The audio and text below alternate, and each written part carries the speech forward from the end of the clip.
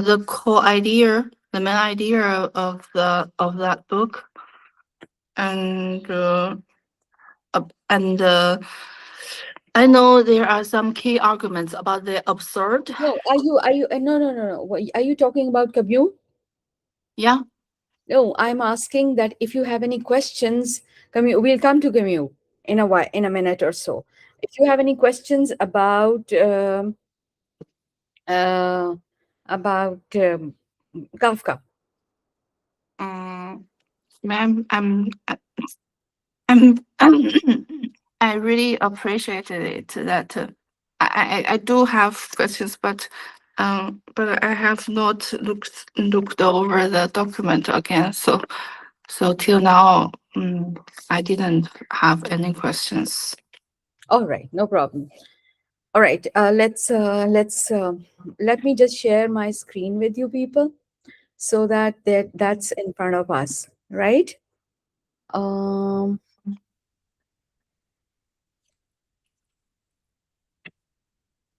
and sorry, yeah. So we were talking about the Kafkaesque paradox. Remember? Yes, Hmm? yes. Okay. So if we come to this, oh, From his experience, many. pardon? Nothing, ma'am. I was reading the. Yeah. Can you hear? Can you see it? Yes, we can see it. Acha, this is something that we have discussed already. That far from being inexperienced in sexuality or sexually, Kafka was visiting a lot many brothels, and the paradox is that he's finding disgusted as well as desire to escape it, and yet he was involved in um, you know all kind of sexual promiscuity, right? So this is the paradox, right? Acha. Now if you let's come back to this. This was what I was avoiding, that all of you should join and we should uh,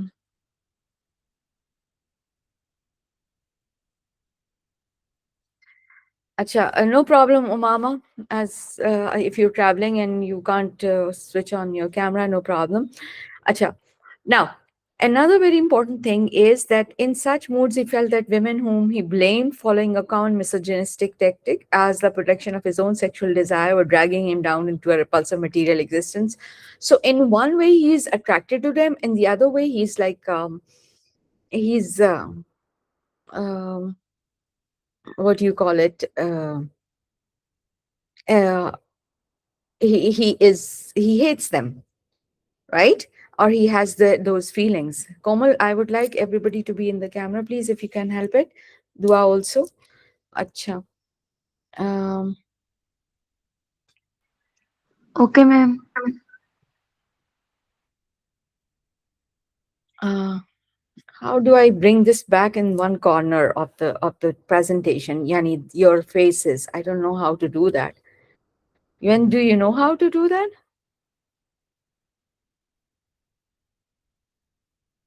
No? Okay. Acha ji. And earlier it was there, but I don't know.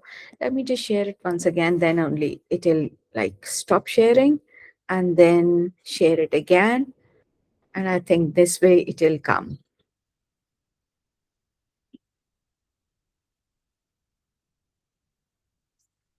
All right. So here it is. I hope this point is clear. Kafka's paradox. What we are talking about is that this paradox of his, that he's attracted as well as at the same time repelled by the women. But look at the next point. Very important.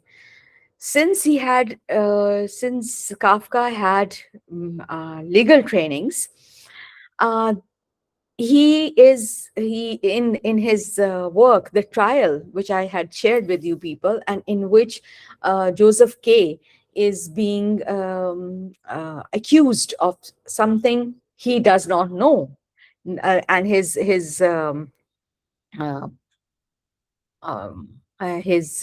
crime is not told till the end even, right? But he is made to face the law, and he is stabbed to death, right? So what exactly is coming out of this? Now he's talking about real acquittals, he's talking about apparent acquittals, and he's talking about a genuine acquittal. Are you there with me for this thing? I hope this is not off the you're not lost for this Yes, thing. ma'am, these three things were mentioned. Hmm? When he's talking about the real acquittals, he's talking about they only occur in Yes. legends, which is hard. Or in other words, you know about the what do you call it? Um,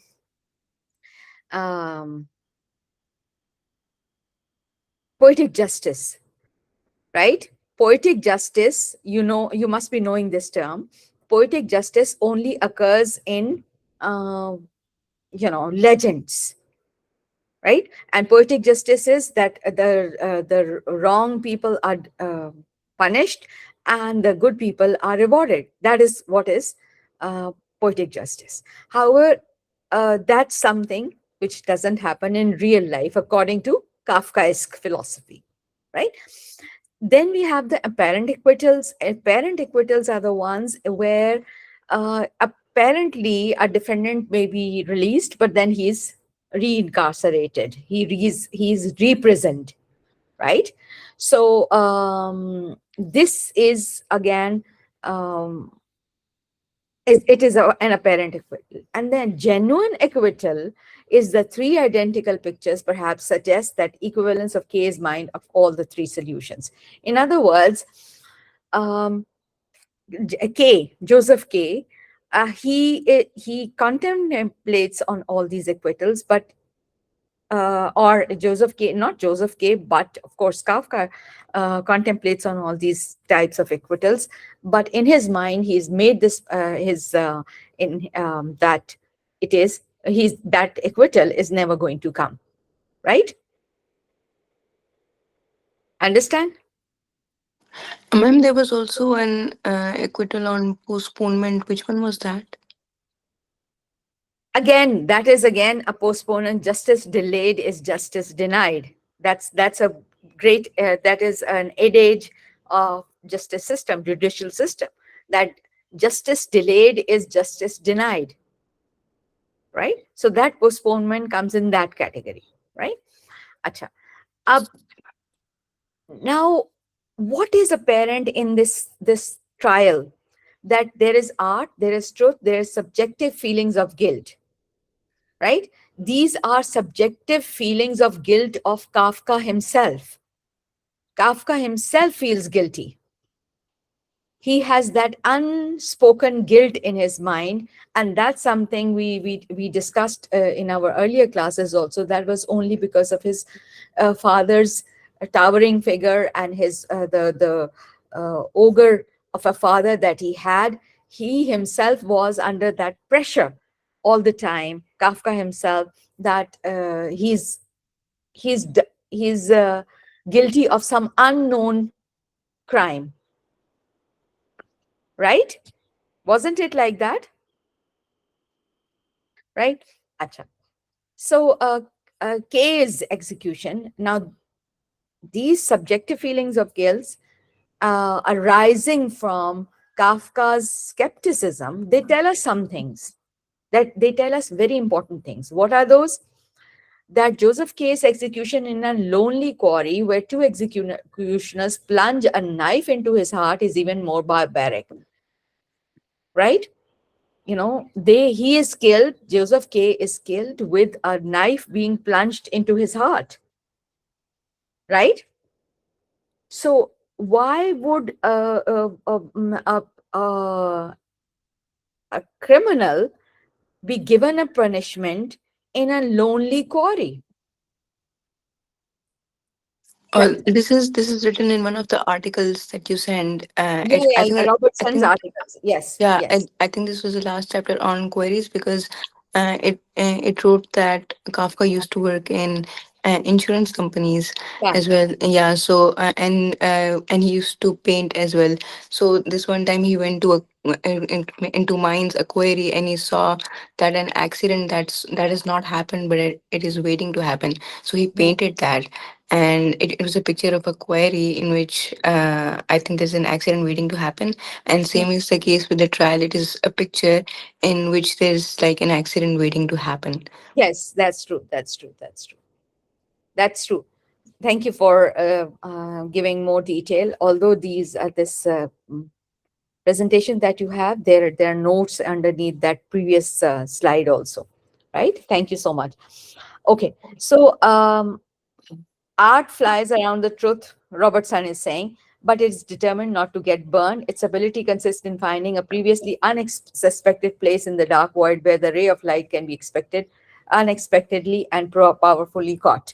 In other words, well, and there's a lot of background to this particular quote that I've given here. In other words, uh, art also, it flies around the truth. So the as you just mentioned, Tahreem, that painting of the quarry and the painting of that, that told that he is talking about a dark,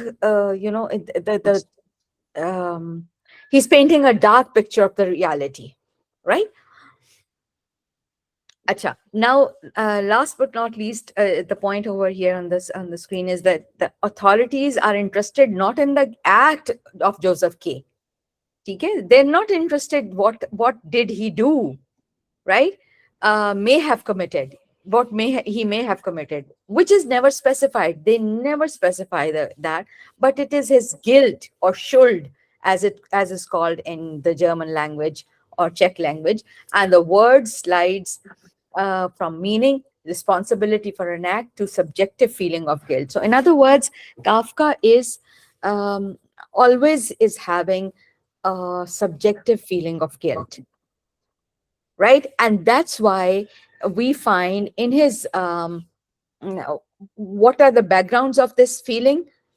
There are two backgrounds. One is his upbringing in such a harsh environment, and the other is his legal training, right? Which where the criminal as a special type of person is in late 19th century anthropology. So he had read about these theories. What were the theories about? There was an Italian criminologist, Lombroso, and he argued about a criminal man, the features of a criminal man, right? That a criminal type existed and distinguished by the number of physical features, which in turn revealed his aberrant personality. So Kafka had read about these theories, right? And can you all not all be in the camera? At least it shows that what you people are, your gestures tell me that whether you are understanding or I'm not. listening. Is it okay if I don't turn on the camera? I'm listening. Okay. So the Thank slow you. forehead, a twisted nose, a wild look on unsteady gaze might reveal an innately criminal character, even if the person concerned had not yet committed a crime. In other words, these theories, they explain the features on a criminal's face, and found further support in Darwin's The Expression of Emotion in Men and Animals. So this the criminology or criminal man, the theory of criminal man, and Darwin's The Expression of the Emotions in Men and Animals in 1872. These two were the works which Kafka had read, and they had a lasting impression on his mind when, and the legal training and his own upbringing, all these and things, they confound and become what Kafka was portraying on the paper, right? So these basically theories, but that it was developed by Austrian criminologist Hans Gross, whose lectures Kafka attended at the University of Prague, right? So Kafka had attended his lectures, and that is why all these lectures had a lasting impression on him. All right. Now, what are all these impressions? How are they getting expressed in his works? Okay, in his thoughts, how all these impressions. Yuan, are you getting my point? Um, a little, ma'am, actually. A little. All right. I'll say it once again. Please listen to it once again. What I'm saying is that there were things which had made an impact on Kafka's life. One was his father, right? Very Yeah. towering figure of his father. Yes, Second, this part I understand, ma'am. One is yes, his father, the other one is he had a legal experience. yeah, one legal experience, and the third one is that he had studied in the University of Prague all those theories of anthropology, right, which explained the features of a criminal. All these together, they made Kafka a skeptic Ma'am, about life. anthropology or criminology? Anthropology ki bhi books thi na. There were Okay. books of anthropology. If you look at the previous one, look at this. This is criminologist, and then you have uh, late 19th century anthropology, criminal as a special type of person in late 19th century criminal anthropology, right? So in anthropology, where they were studying all these criminology and the features and all those aspects, right? So all this influence on Kafka's mind had, this was all the impressions he got. Now, how did this got expression in his work, right? It got expression in Kafka's agnosticism, right? About a puzzling passage in the Bible. Now, again, see, the point is, I don't know, like, how do I put it? See, the point is that there may be many questions that arise in our mind, right? If I'm a Christian and I'm asking my ecclesiast, my clergy, the answers to those questions, and if they're not answered, and if I have a thinking mind, I might raise some further doubts. Yes, right? That is what has happened in Christianity, right from Dr. Faustus's time. He raised some questions, his questions were never answered, right? His questions of theology were never answered, right? Similarly, Kafka is also agnostic. His agnosticism is arising from this puzzling passage in the Bible, right? Understand? Our dilemma as Muslims is that we never question. And if we have questions, there's nobody to answer properly, right? But there are certain people who have the answers, so we should be going to them. And plus, the book itself, which is given to us, is very open for everybody to read. May that be in translation, right? So that's a separate matter. So let's come here. So philosopher Martin Buber in Berlin later recollected in Psalm 82, and which begins in this manner. Now these are Psalms. Yuan, are you familiar with the Christian theology a little bit? Ma'am, a little bit, yes, I have. Yeah.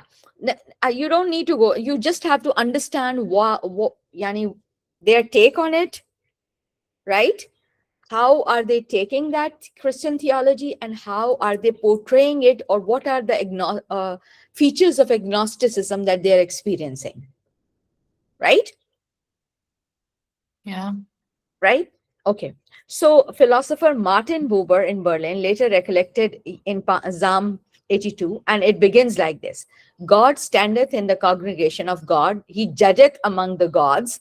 How long will ye judge unjustly and respect the person of the wicked? Judge the poor and fatherless, do justice to the afflicted and destitute, rescue the poor and needy, deliver them out of the hand of the wicked. In other words, there is a question and answer happening between the gods, that if somebody has not committed any wrong, why is he being punished? Right? That's a genuine question, isn't it? Plato also said this. No, sorry, Socrates also raised the same Yeah, yeah, question. exactly, exactly. Like, if Greek gods are so mighty, why are they unjust among themselves, and why are the rules only for human Yes, beings? And exactly, then he was exactly. giving their hammock to drink because of blasphemy. Yeah, yeah, that's why, that's why. And basically, let's go a little bit further. Socrates also talked about one God, one supreme God, right? That was his sin. That was his crime for which he had to drink the hemlock. In a society where it was, they believed in gods and goddesses, several gods and goddesses, he brought this concept of a supreme god, right? Similarly here, god is standing in the congregation of God, and he's judging among everybody, and and people, and the question is arising that why the poor and the fatherless are being criminalized, right? So Buber, Robertson's this all is quoted in Robertson's essay. Buber explains this psalm as referring to a number of subordinate deities to whom God gave a position of power which they abused. He traces it back to a Gnostic myth that says the world is under the dominion of evil spirits. Now, very important. This is a very important concept that we are heading towards, and I need your full attention in this. What they are saying is that all the gods subordinate to that one supreme god, they are abusing their power. Hmm? Understand? And why are they abusing their powers? Because they say the world is under the dominion of evil spirits, from whom man can free himself by turning to the hidden light that comes from the supreme god.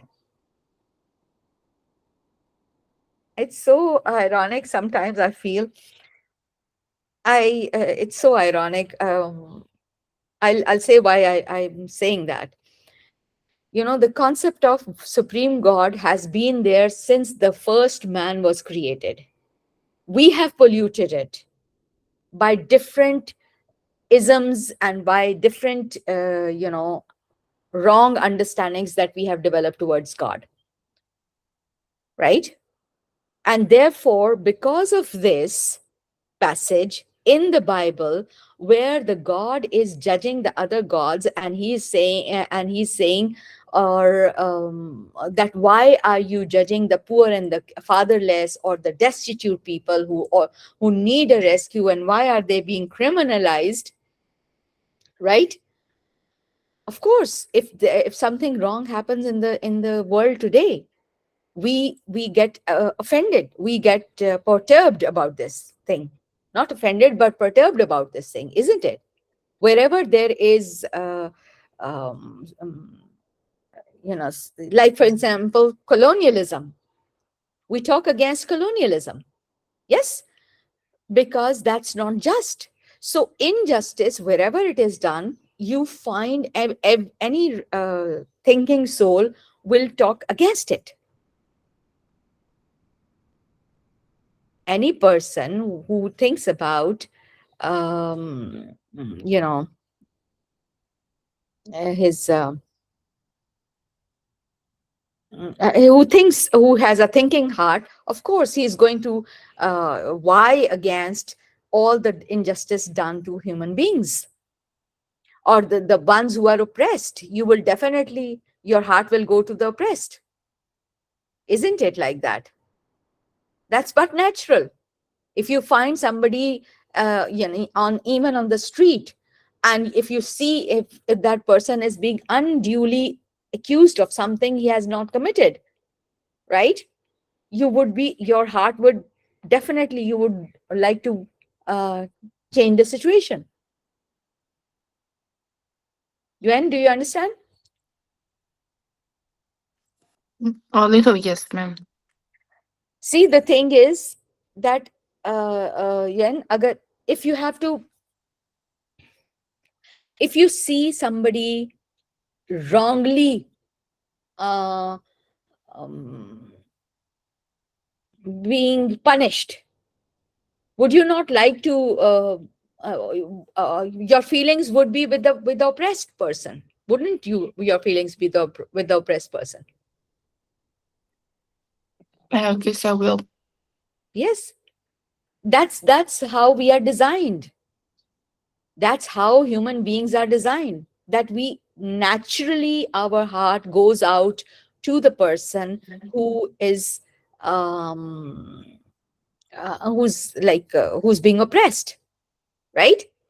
Yes. So that's why this Kafka's agnosticism is coming from a passage in the Bible in which gods are discussing, and God is talking about two other gods, and he's saying about, you know, the about their judgment, unjust judgment that they are passing. Understand? Got it? So Kafka himself is has got these feelings that what is this? What kind of a God is this who's not just? Understand? Now you understand a little, Mm. a little again. Never mind. Never mind. Okay, let me take me. Okay, let me just put it very simplistically. See, if I'm the judge and I have to judge in a certain matter, and you are one of the, let's say, defendants, right? And you are on right, but I, for instance, I have taken bribe from from the other person, maybe, and but I punish you unnecessarily, unjustly. How will you behave? Of course, you will have resentment feelings of resentment in yourself. Yes, It is, ma'am.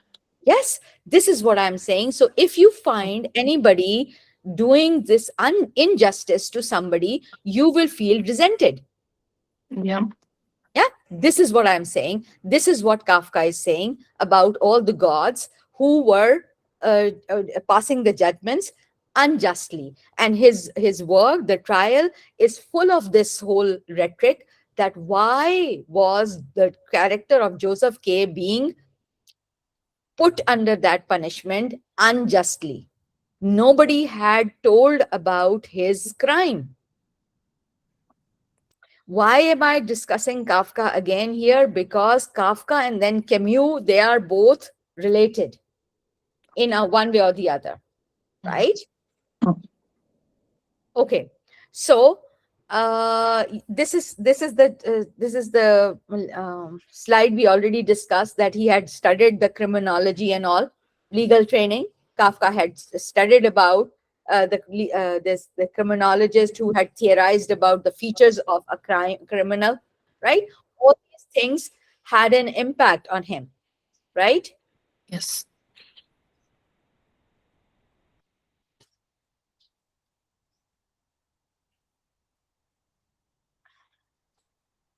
You know, I am actually not happy about this thing that only um how many of you are there? 7 of you are there. 2 of you are still not here. Hmm? And if your attendance is going to fall short, I'm sorry, I'm not going to just yani, give you any. That's a judgment I'm going to pass, right? Now I hope you know the meaning of that. Uh-huh. Just a minute. I'll let me just unstop sharing, because every time somebody comes, this happens.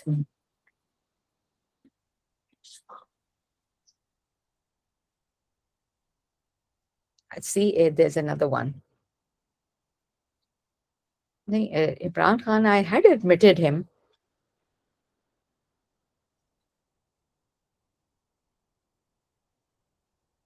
So show me your face, Imran.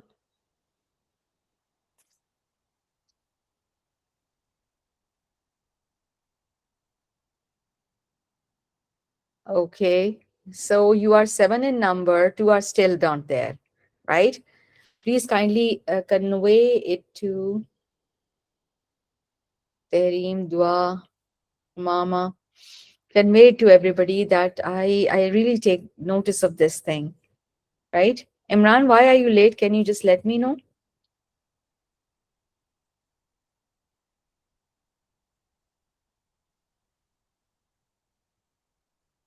Hmm?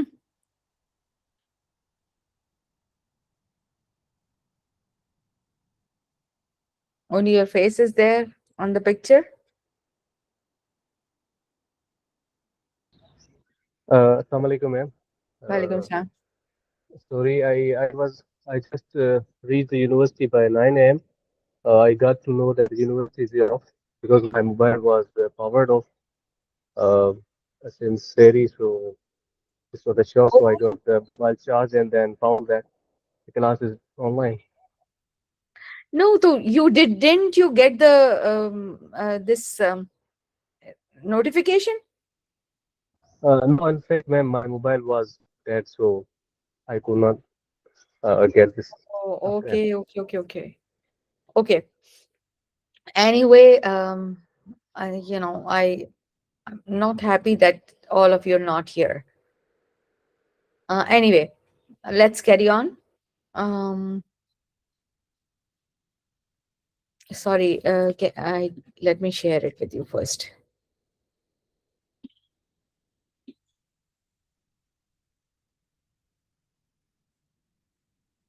Okay.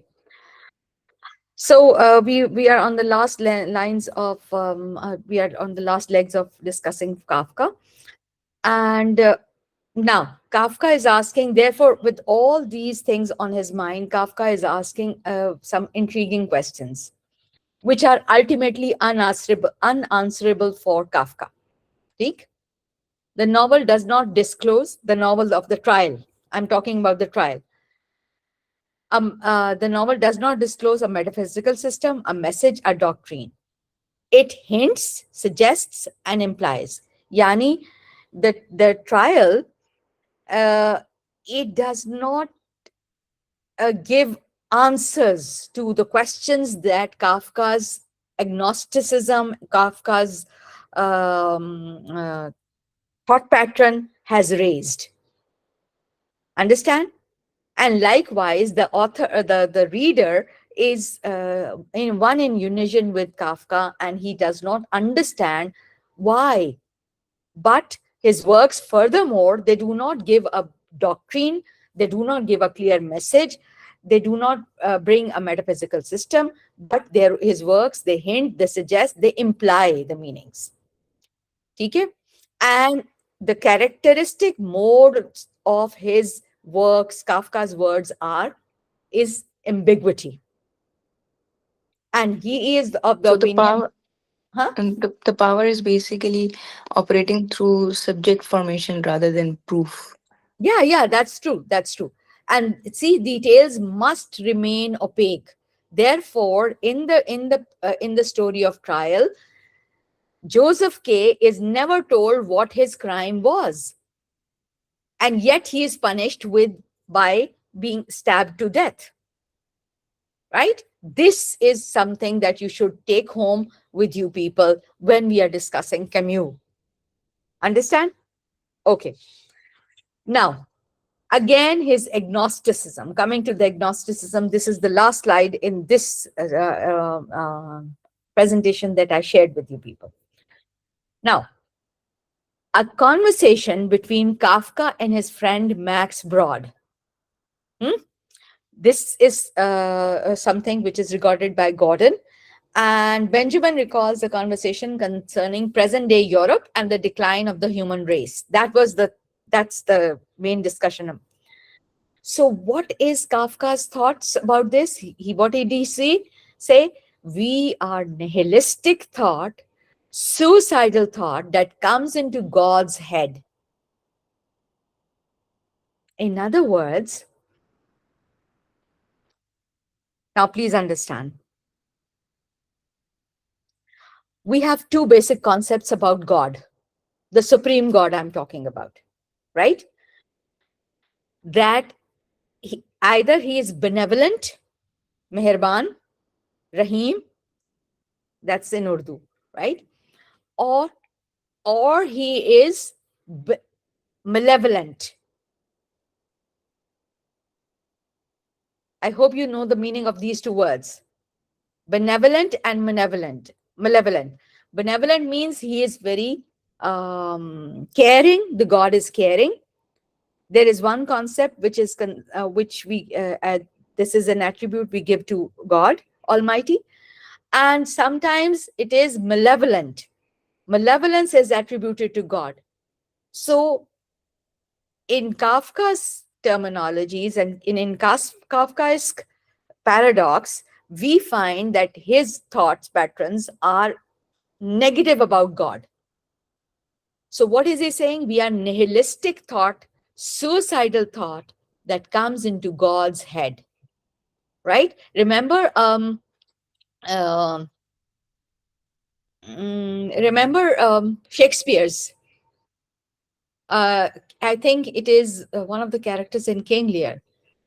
As flies to wanton boys are we to gods. They kill us for their sport. Do you remember this quote? Yeah, ma'am. There is this character of not Polonius, but what was the name of the character in King Lear? Um,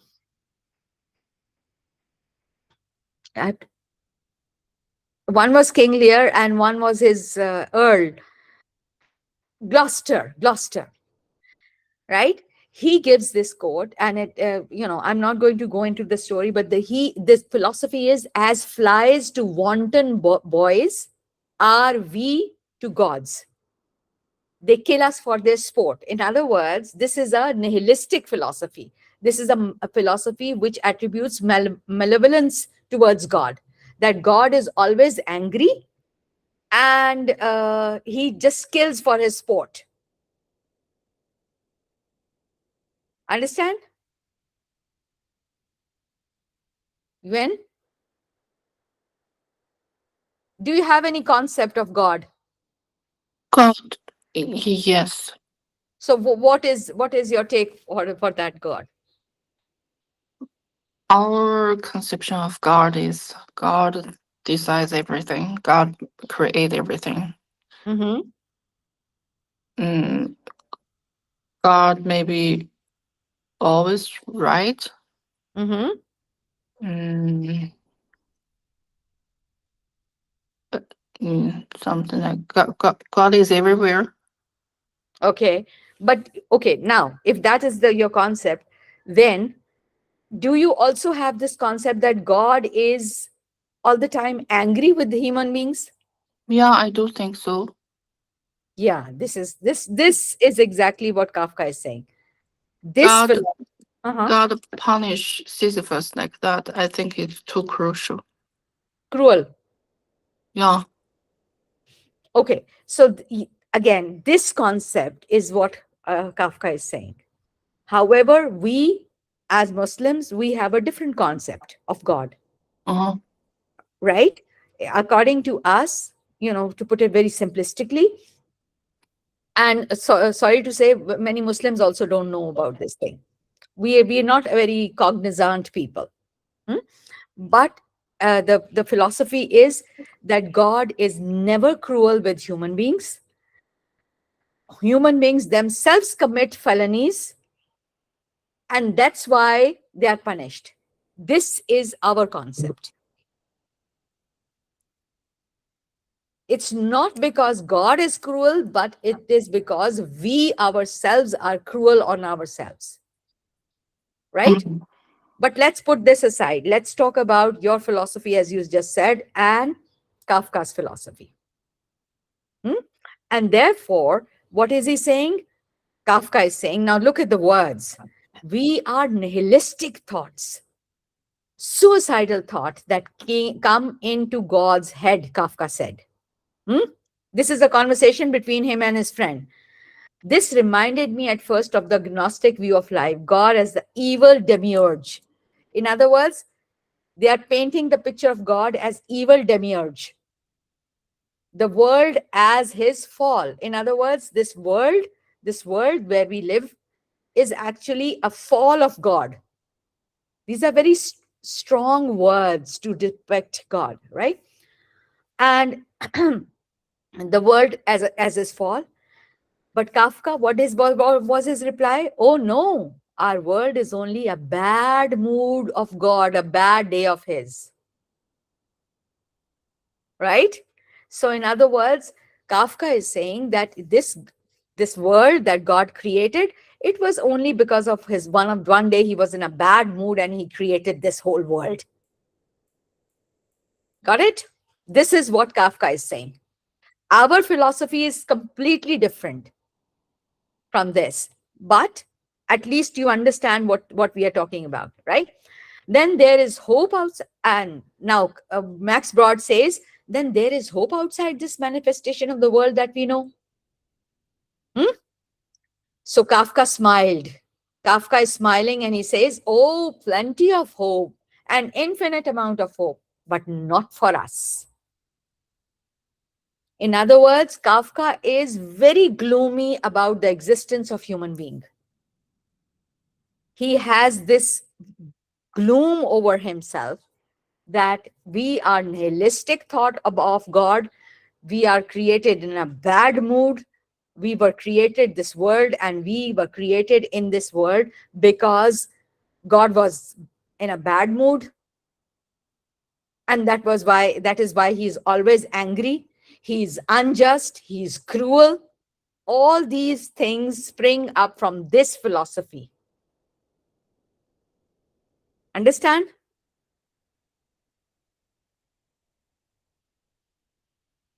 Only Yuan is in the camera, so I can see her facial expressions. There's nobody else who's telling me whether you've understood or not. And this is not a live class. What can we possibly do? Yeah, ma'am, we are getting you. So you can just, make a thumbs up sort of an impression or something like that, so that I may get whether you are. It's Alia Gong. It's only Alia Gong who's putting all these expressions. All right. Okay. Now Komal has given a throwaway. What do you call it? What is this emoji called? Hmm? Acha ji. Omama has also. All right. Have you understood this? Let's carry on. This was Kafka. I hope these last slides, they were very important for us to move to Camus. Now what I'm going to do is I'm going to stop sharing right for a minute, and I am going to come to you people, and let's start with Camus, right? So let's quickly do an overview. What is Camus? And I would like you to just give me um, the overview of his two works, The Plague and what was the other one? The Stranger. Yeah. Can I? The Plague and the Stranger, right? So, Alia, just a minute. I'm going to ask you, Tarim, don't worry. You would be telling everybody. But have you studied a bit of Camus? Okay, good. All right, Tarim, let's have you.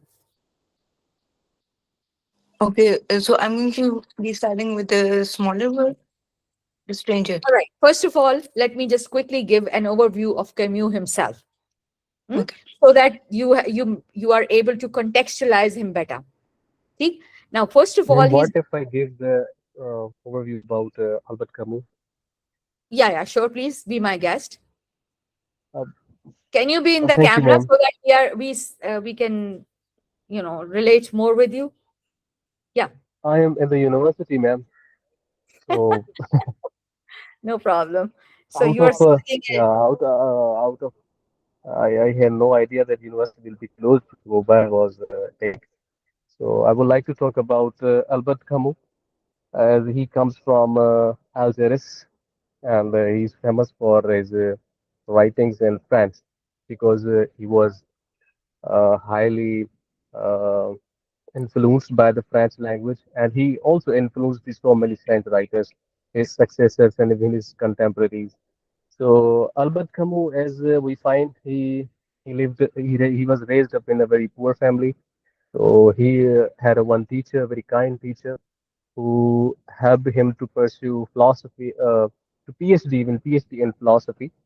here. Meanwhile, when he was in France during World War II, he supported the resistance movement, or rather, he partook in the resistance movement in France. Mm-hmm. So, as far as his literary life is concerned, he wrote fiction, novels, stories, and two of his philosophical essays are the cream of the philosophical literature in France. Mm-hmm. So, in fiction, we find The Stranger, The Plague, and The Fall, uh, the most dominant and the most popular literary works of the novels, which are read and researched and discussed and discoursed worldwide.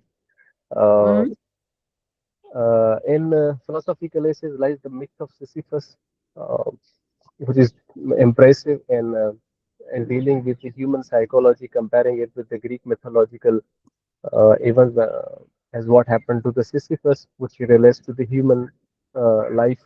And then he has written some plays which I can't recall right now.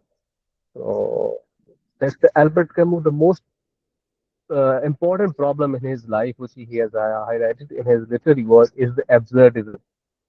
For example, every day we wake up the same time, we go to the university, go to the job, do the same repetitive things. It's no unique or it gives no interesting things. Are not there are no new things in our lives.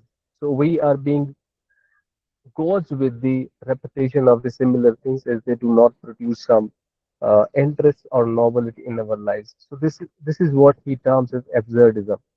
The things are going in a cliche, in a repeated manner, and they are meaningless, they are senseless, so they are absurd. You may switch off your camera. Okay.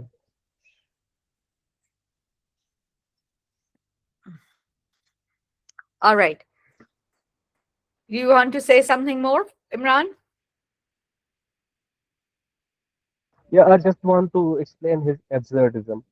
So he felt absurd in a sense that when the people get bored, when people get confused and confuted in their lives, they resort to suicide. They think that suicide is an ointment to the human sufferings.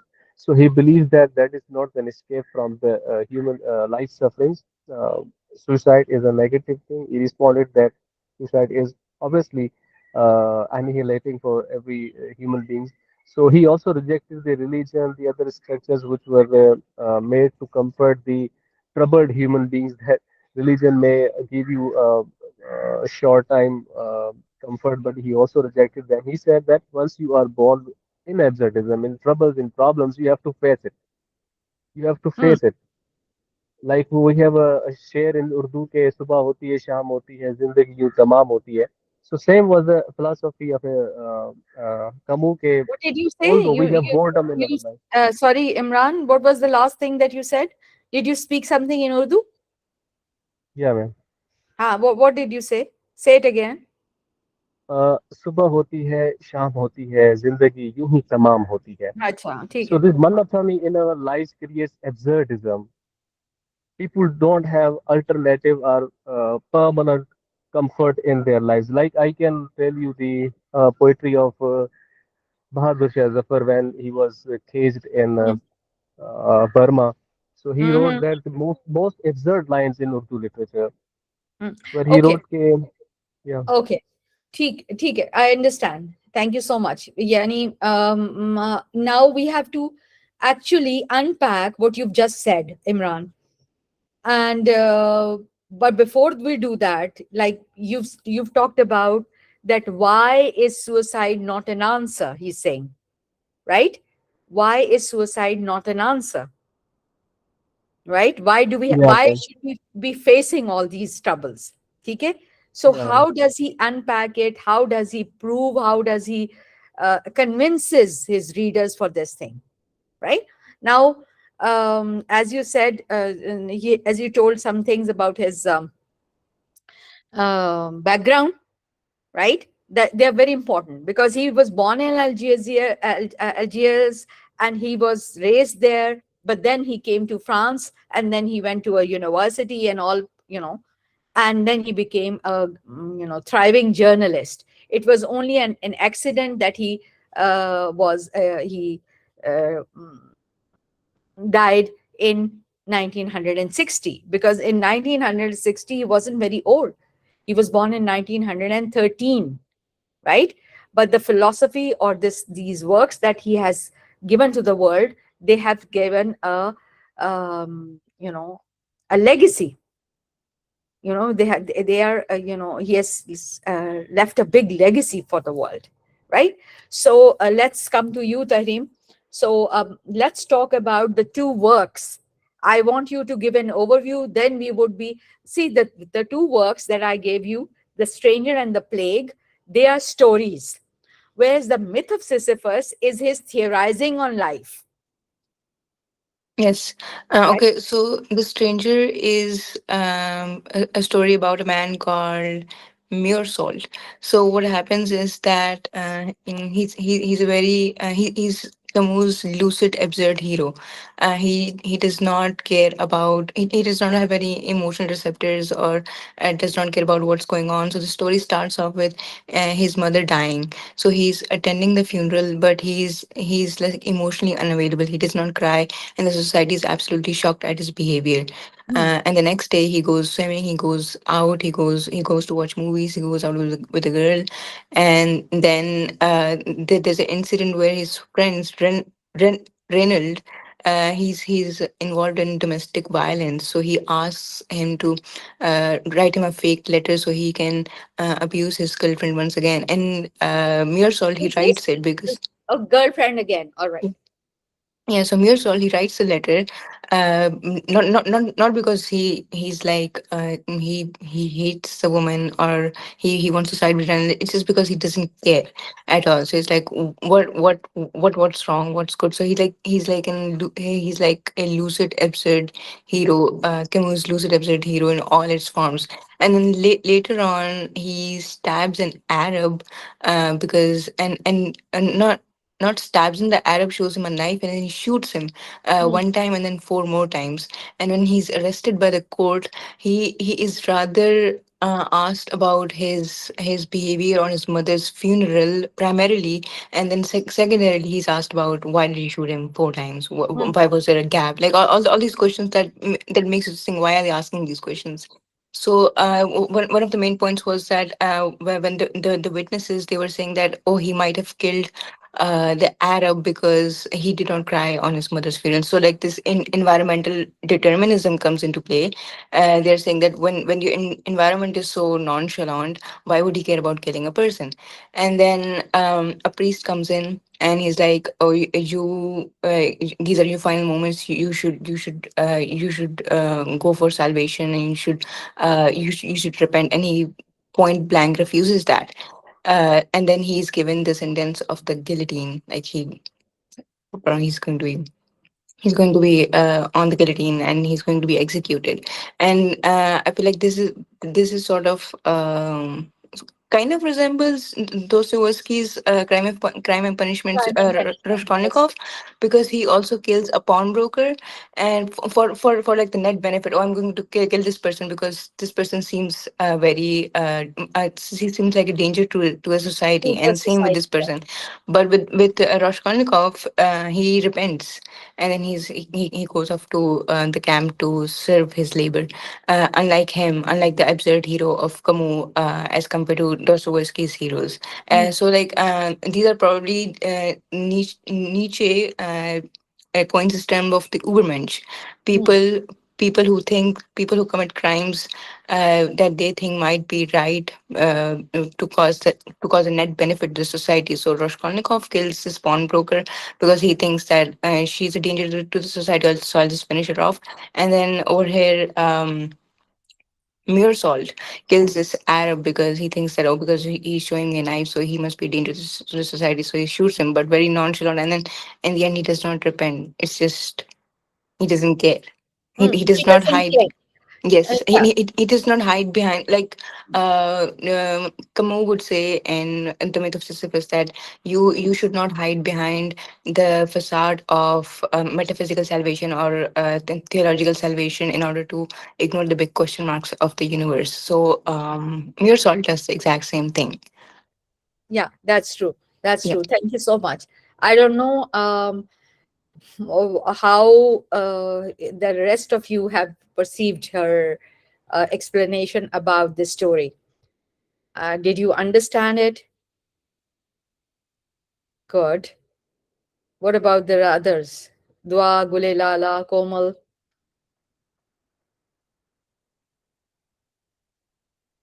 If you have read it, then you must understand it. Okay? If you have read it, then you may understand them. But if you've not read them, then there's a problem, right? So I'm putting it simplistically for everyone. Once again, I'm just recapitulating what you just said. This Salt is the protagonist who kills an Arab just because he was showing a knife to him, right?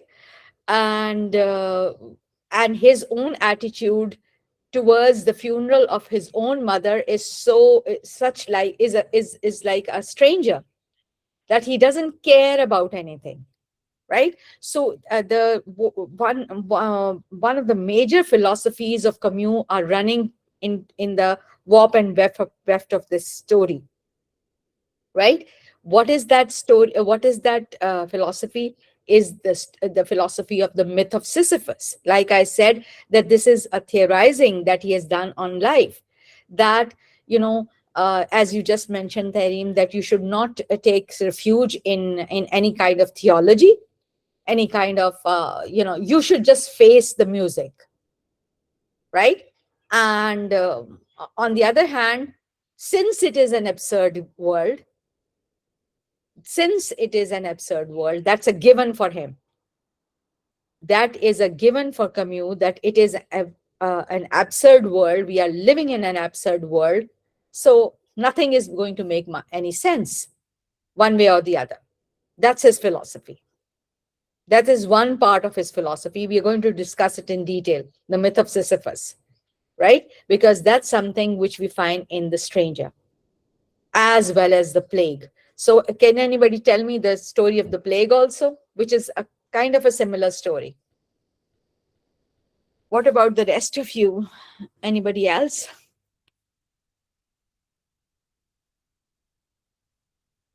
Hmm?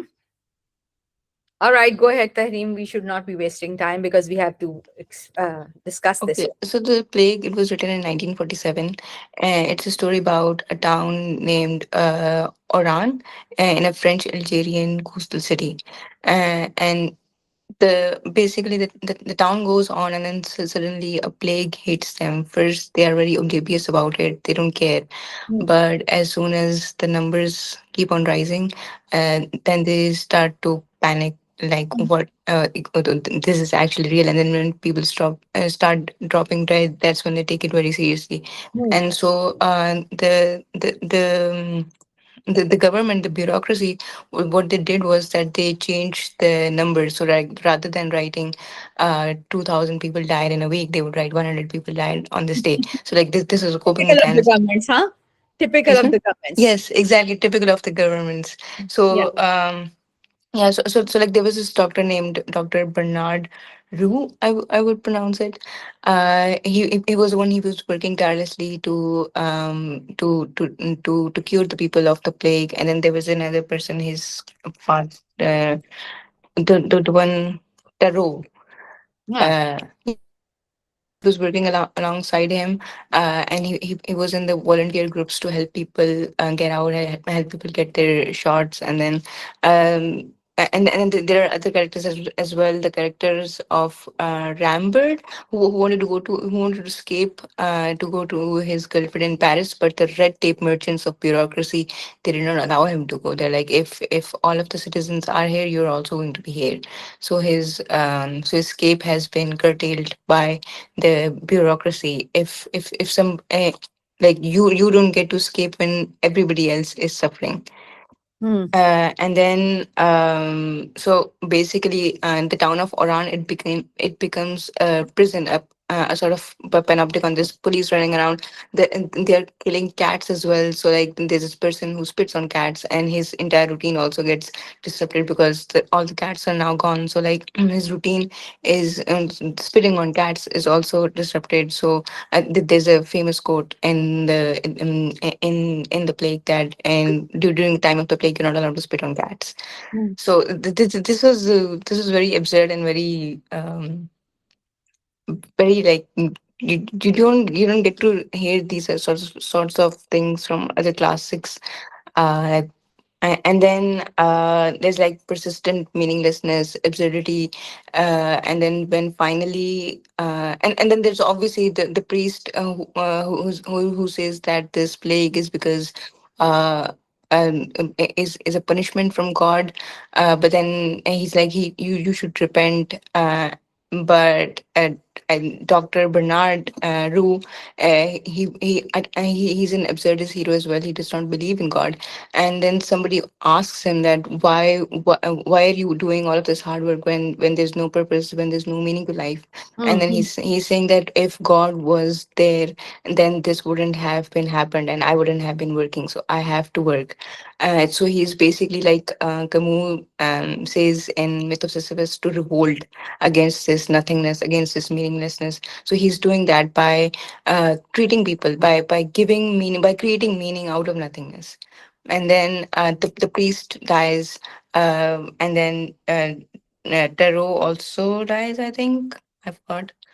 Hmm. And then the plague ends, but it does leave its residual effects, the anxiety, building up of anxiety. Like then it's sort of like the Sisyphus rolling up the rock, up the mountain, and then coming down again. So so history is also like in cycles. The plague comes, you work your way up. There's a brief moment of rejuvenation, and then it's going to all come tumbling down again. Yeah. So this now the you have thank you so much. You have explained it well. The stranger, the story of the stranger, as well as the plague, right? The one philosophy which we find running parallel in both these plays or both these stories is the mm, philosophy of absurdism, that we are surrounded by absurdism, right? Now the point is that what we are going to discuss from now onwards is, and I have sent you those slides. Okay, I have sent you those slides in your WhatsApp, right? So kindly open them up, because we are going to discuss our uh, the philosophy of Camus from there.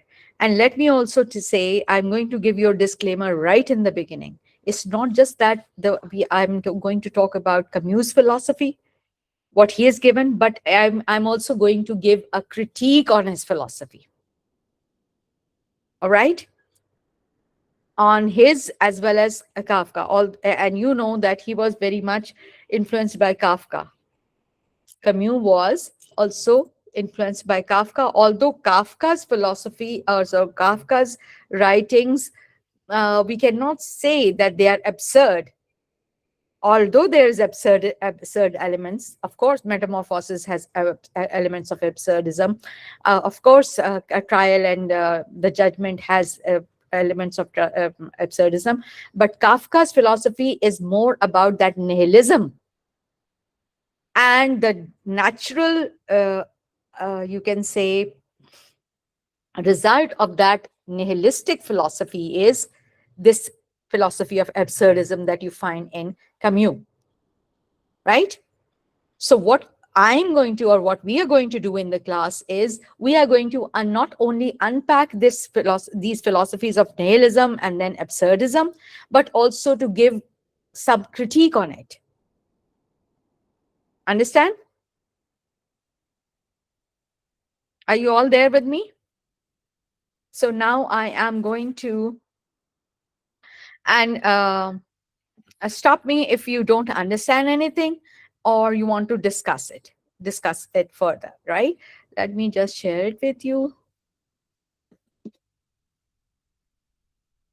Uh,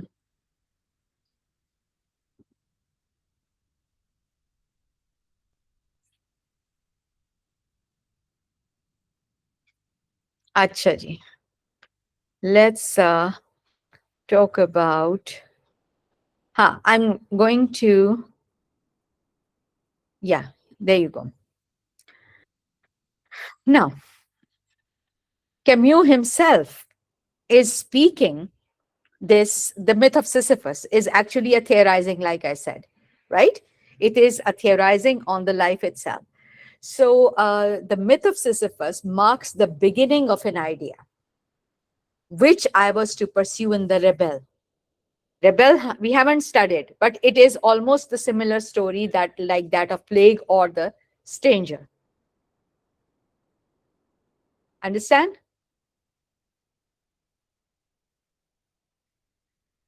Terim?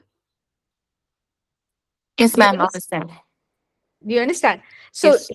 as the name suggests, as the title suggests itself, the rebel is 2 steps ahead of the stranger and the plague. Because in this, Camus is giving the philosophy of a rebel, how you have to rebel against all this absurdism. Got it? So what is this myth of Sisyphus about? It is to resolve the problems of suicide, right? Even today, there are a lot of problems of suicide. The rebel was to resolve the problems of murder. Myth of Sisyphus is to resolve the problems of suicide, whereas the rebel, he's saying, Camus is saying, is to resolve the problems of murder. Just put it aside a little bit. We are going to focus on the myth of Sisyphus. We're going to resolve the problems of suicide. And let me also tell you that he is, before you look into this slide, he is not taking suicide as a sociological problem. He is taking suicide as a philosophical problem. Please understand this minor difference. See, if there is a lot of suicide going on in a society, it becomes a sociological problem, right? But here in the myth of Sisyphus, he's talking about this suicide, the problem of suicide, from a philosophical angle. And why, as Camus would argue in the end, that why suicide is not that answer. Even if you are an atheist, look at this first sentence. Even if one does not believe in God, suicide is not legitimate. You know, look at the opening sentence of this essay. Even if one does not believe in God, suicide is not legitimate.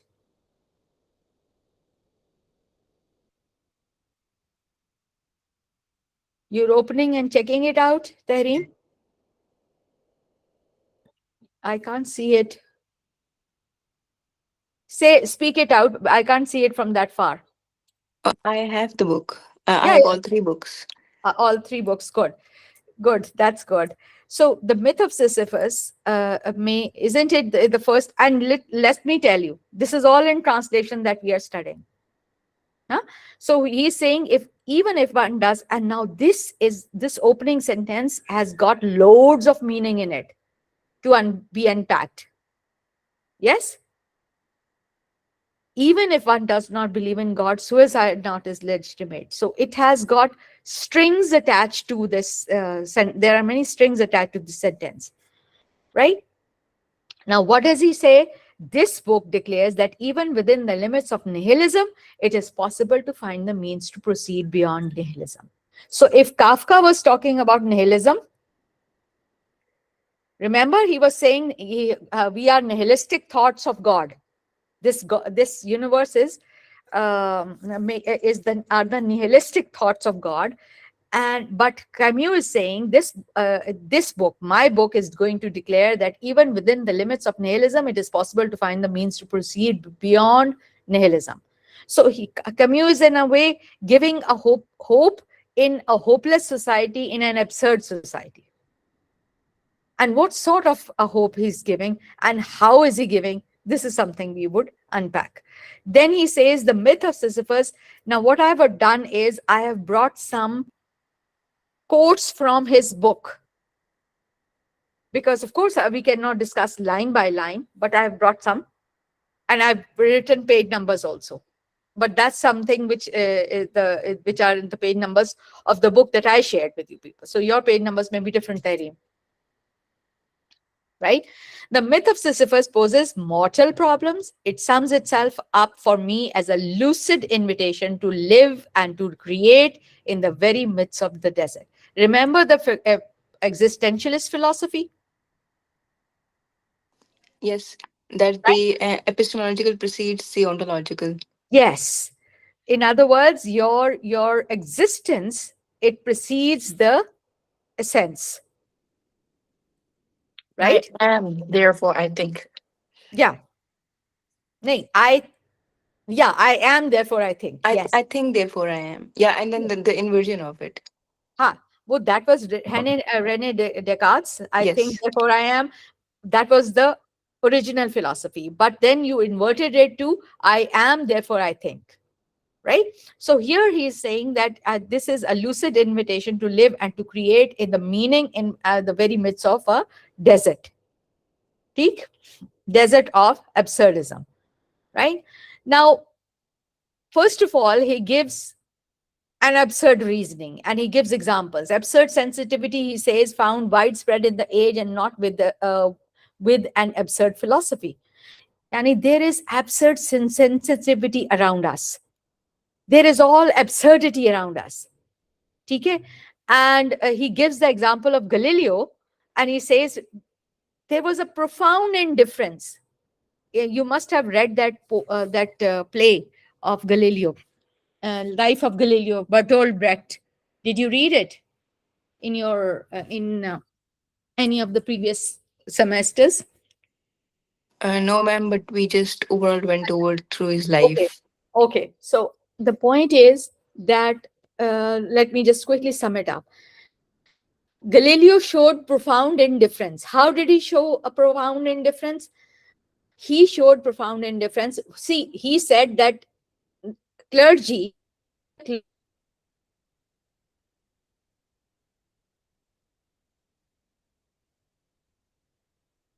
right? But Galileo gave the scientific concept that our Earth is also moving around the sun. Now, this at that point in time was a concept which was against what clergy believed in, right? So they said either you recant, either you renounce what you've said, or we are going to give you the punishment. So Galileo opted the first option, although he knew, and the science proved it later on, right? That, of course, Galileo was right.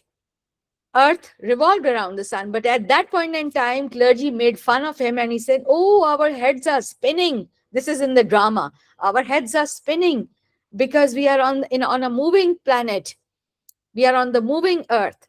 But at the end of the day, Galileo was proved right. But at that point in time, he became indifferent to their accusations and he recanted. He said, "Oh, my bab, I was wrong. You are right." All right?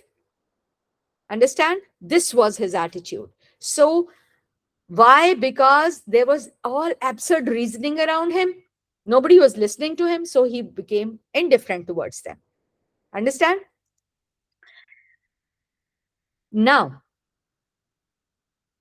Camus is posing this thing that the meaning of life is the most urgent of questions. Now, if you are if you are an atheist, you're going to answer it in another way. If you are a Muslim, you're going to answer it in another way. If you're a Christian, you are going to answer it in another way. If you are belong to any religion, you're going to maybe answer this meaning of life in a different way. Got it?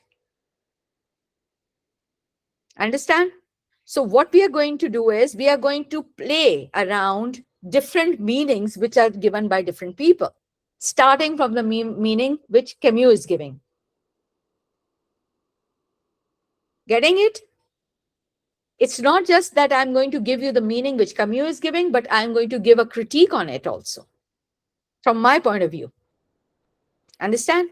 Now, so what he's saying is killing yourself amounts to confessing. Remember, what was the first opening line of his work? Even if one does not believe in God, suicide is not legitimate. Huh? Why? Because he wants you to have a fighting spirit. Hmm? Okay. So he is saying killing yourself amounts to confessing. What are you confessing? It is confessing that life is too much for you or that you do not understand it. Okay? So what Camus is giving you is, fine, you will not understand it. Don't worry about it. It's absurd. It's completely absurd. This life is completely absurd. But you should not give in to the pressures of this life and do not kill yourself. Be a rebel. Understand? We get into a habit of living before acquiring the habit of thinking. He's saying we do this or we may commit suicide. Why? Because we get into the habit of living before acquiring the habit of thinking. We should think first and then live. So, like a Cartesian way of living life. Ah, there comes the question. There comes the question, right? This is a very delicate, or you can say pun, in a way. As we will continue, we will see that sometimes Camus is giving that philosophy, and yet his words are counterintuitive at times. Right? So let's carry on. What are the themes? What are the major themes? And these are all on these pages. Relationship between the individual thought and suicide, more than taking suicide as a social phenomenon. I gave you this disclaimer right in the beginning, right? That we are going to take it as a not as a social problem. He is taking it as a philosophical problem. Yes, Yuan, you would like to say something? No, ma'am. No, ma'am. I just want to say I understand it. Thank you. Okay, good. If you want to add something like Tahreem did, you're more than welcome. You want to say something? Hey, No? hey, ma'am. Okay, Thank you. okay. So then what does he say? Belief in the absurdity of the existence must then dictate his conduct. In other words, here, all of you, What is he saying? That it is a given that it is an absurd war. It is an absurd life. Our life is absurd. For Camus, it is a given. Okay? And plus, let me tell you, see, we are all students of literature. We know that literature does not give you that much of a closure. I hope you know the meaning of closure. Closure. Closure means you do not give verdicts. And yet, Camus has given his verdict and he's saying that this life is absurd, completely absurd. I beg to differ from him, and I'll let you know how. Right? So, he's saying belief in absurdity of existence must then dictate his conduct. In other words, get this into your head that we are living in an absurd life. Our life is all absurd, and therefore we have to start from that point onwards. How are we going to live our life? Right? And then he says, eluding is the invariable game. The typical act of eluding, the fatal evasion that constitutes the third theme of this essay is hope. In other words, I have put it in the red. Can you see it? Absurdity, hope, and death carry on their dialogue. He is personifying these phenomenons of absurdity, hope, and death. And he is saying that they are going to carry on their dialogue, or they are going to carry on their dance. These three things are going to play the pivotal roles in the myth of Sisyphus. What are those?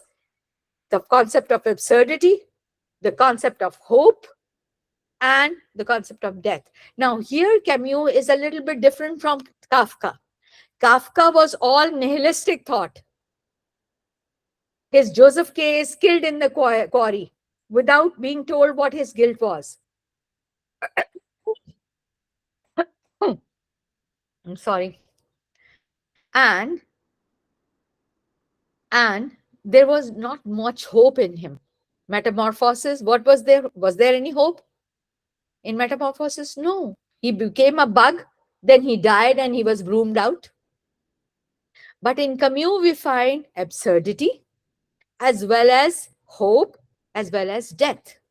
And all these three things are going to carry on their dialogue.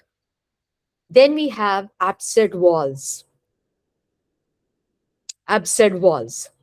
So in absurd walls, now he is giving you different concepts. In the form of absurd walls, absurd reasoning. These are main headings. And under these main headings, he is giving his theory of absurdity, or his theory of Sisyphus. Right? How is he giving it? First of all, he says that we are all surrounded by absurd walls around us. How?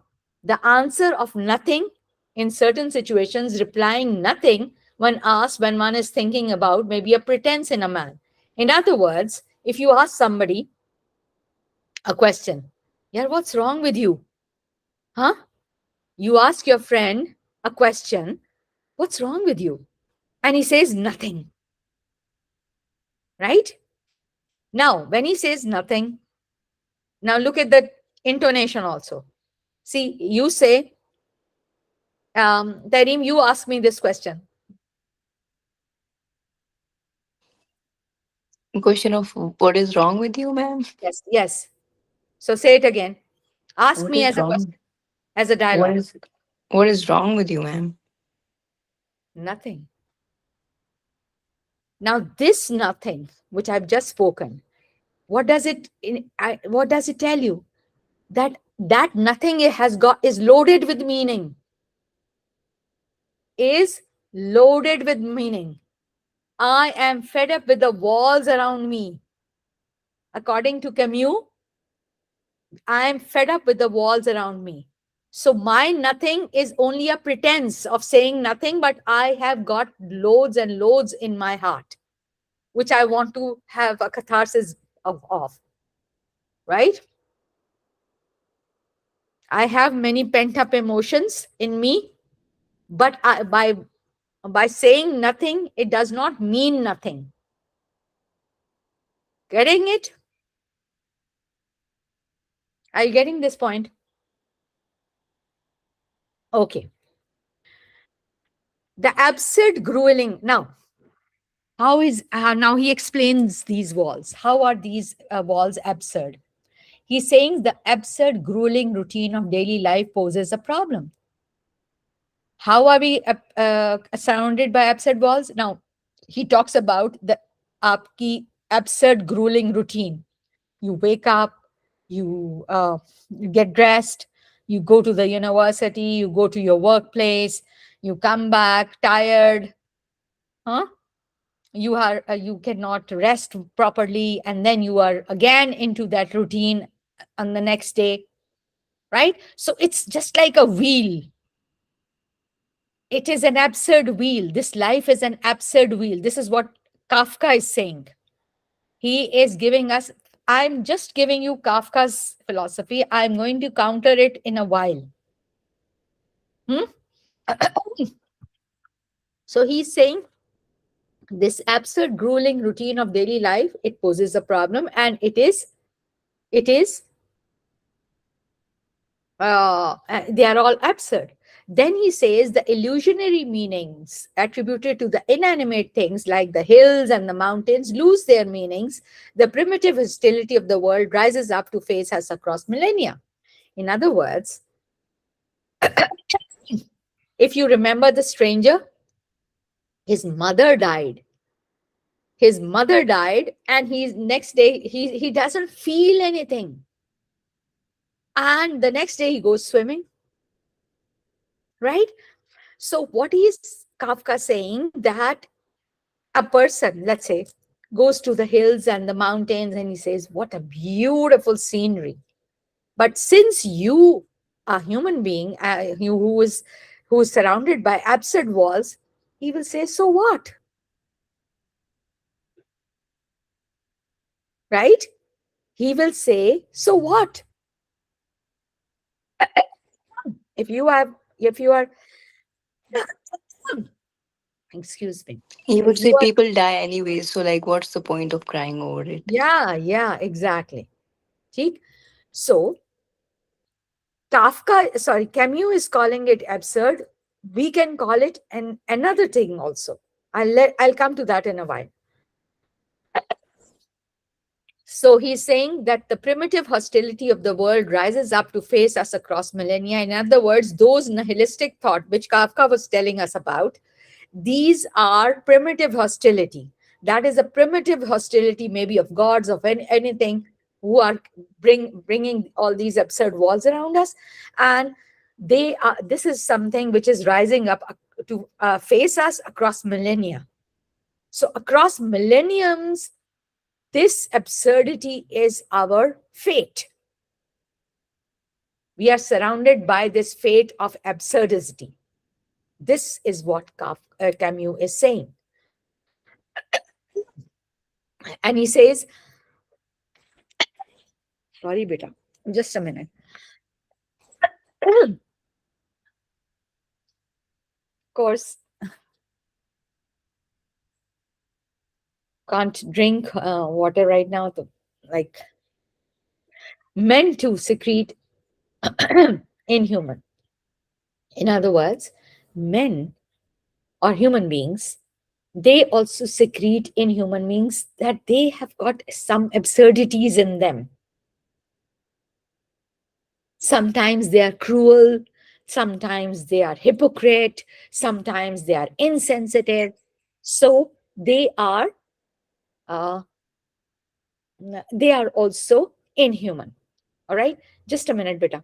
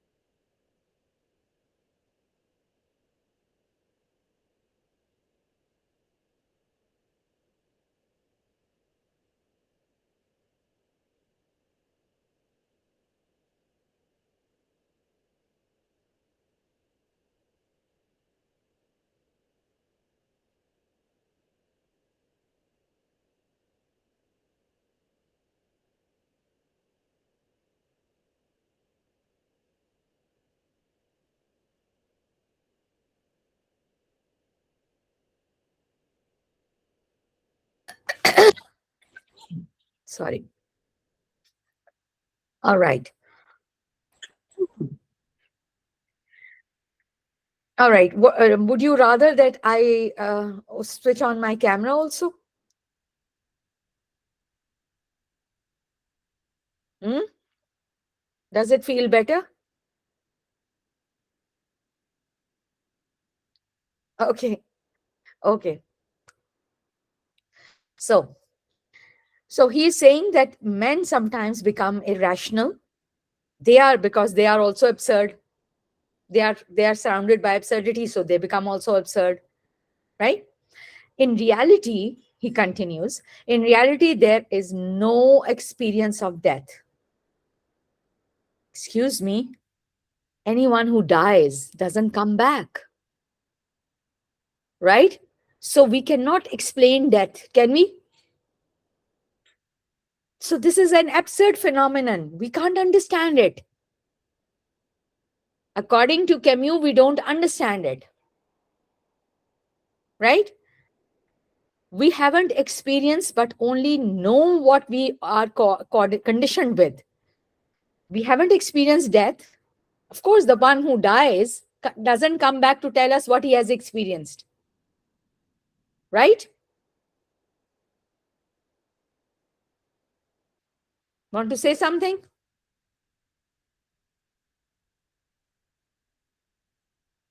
Or do you agree with me? Okay. Now, so he's saying that we haven't experienced this death, but we only know it because we are conditioned with it. And it is a substitute, an illusion, and it never quite convinces us. Huh? Okay. Then he says, more than the absurd discoveries, Camus is interested in analyzing their consequences. He's talking about instead of absurd discoveries, he's talking about, he wants to analyze those absurd discoveries. Let's say, which are those? Let's, can you read it? Or is it very small?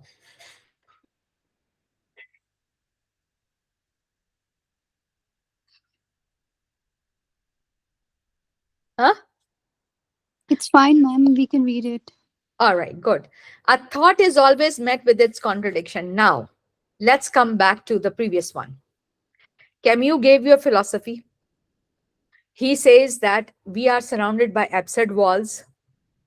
And if I say nothing, if you ask me what is wrong with you, and if I say nothing, that nothing is loaded with meaning. Meaning thereby there is a deluge of emotions behind that nothing, that word nothing. And then there is, the human beings, they also become absurd, right? Death, we cannot explain death. Nobody can explain it. Nobody has come back from death. So all these are, we are surrounded by absurd walls, right? This is a position which Camus has taken, right? However, in the next slide, we find a thought is always met with its contradiction, he says.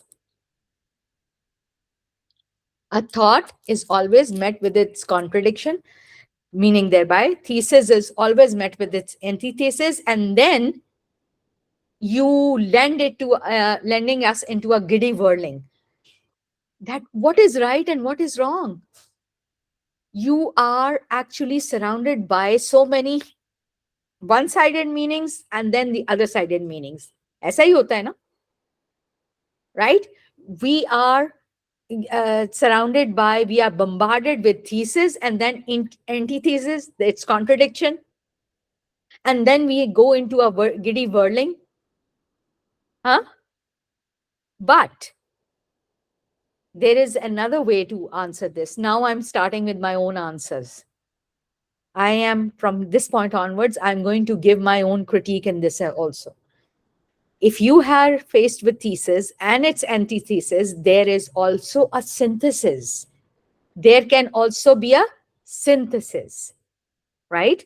You may be surrounded by absurdity, you may be surrounded by nothingness, but there is always some hope, which Camus is also telling you. All right, let's carry on with him. I've just given you a hint of my own critique. I will give it in full dose in the end. All right. Okay. A constant point of reference in this essay of the Myth of Sisyphus, is the regular hiatus between what we fancy we know and what we really know. There's a difference between the two. We fancy that we know this thing. Huh? But in reality, we may be knowing very little.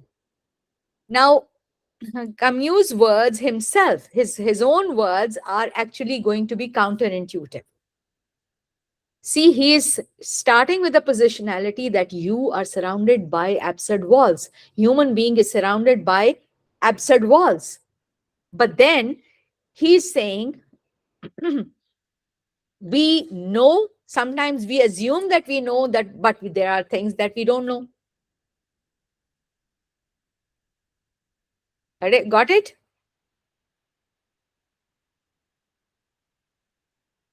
In other words, what I'm trying to say is, now this is my critique. What I'm trying to say is that on one side, Camus is saying that you are surrounded by absurd walls, right? Then he says that you are bombarded with thesis and antithesis, and then you go into a giddy whirling, right? Which I countered as that there should be a synthesis between these two modes of thought, right? And then he's saying a constant point of reference in this essay is the regular hiatus between what we fancy. He's saying what we know and what we fancy that we know. In other words, now this is my critique on Camus. Camus says that you are surrounded by absurd walls. But I, as another theorist, may say that no, not really. There is another way out also. It's not always absurdity that you are surrounded with, right? So Camus is assuming that he knows what he's saying. And his own writing is, agar aapko ye zyada mushkil ho raha hai, if it is becoming more difficult, I'm just going to leave out my own critique out. No, ma'am, don't leave out your critique. All right. So I hope you understand this point, that Camus is saying you are surrounded by absurd walls, right? But then he says that there is a thesis, there is always an antithesis, and that's something which gives us a giddy whirling. But for me, this thesis and antithesis can bring a synthesis in our understanding also. Okay, that's one of my critiques. The second critique that I'm giving is when he says that sometimes we say that we know, and sometimes we believe that there is a difference between what we really know and what we presume that we know. Understand? Now, I, as a critique on Camus, I am saying that he is presuming that we are surrounded by absurd walls all the time, but we are not. There is also meaning to this line. Ma'am, I actually have a critique as well on Yeah, sure, Camus. sure. Go Yeah, ahead. so I was reading this. You sent it late at night, so I was reading this around 2 a.m., 3 a.m., and it did spiral me into an existential crisis. So What did I yeah, send you? this Myth of Sisyphus. Did I send you late at night today? No, no, you like sent it around 8 p.m. or I don't know, like at Acha, night. theek hai. So yeah, yeah. So Saturday night. हाँ, yeah, सही. yeah. So I was reading this around 2 a.m. or 3 a.m. and I was spiraling into an existential crisis, and I was like sitting with all the questions that Camus raised and the answers as well. And then suddenly it was time for sehri. So I went and I closed my rosa, and when I came back, I forgot everything that was written in this because I suddenly had a purpose. I had all my questions answered. So I found myself to be more aligned with Dostoevsky's heroes, in which I am not a lucid, absurd hero. I'm just a cheater who hides behind theology to Yeah, yeah, yeah, escape. yeah, yeah, Yeah. yeah. That's true. That's true. But then, fine, good, good. So this is that, like, this is your take, right, on it. Let's carry on, and we'll talk about it. Good. So, so in other words, let's talk about this eighth point further on. He says that what we fancy we know and what we really know. There's a difference between these two: practical assent and simulated ignorance, which allows us to live with the ideas which, if we truly put them onto the test, ought to be upset our whole life. In other words, he says that if we are going to put our ideas into practice, it may upset our whole lives. Okay, if you, even if you don't understand this point that much, let's carry on and you will understand it. Then he says, significant history of human thought, the history of its successive regrets and its impotences. What is he bringing into onto the plate? Camus is bringing onto the plate significant history of human thought and the history of its successive regrets and impotences. Just like if we look at the existentialist philosophy. Just a minute, Prita.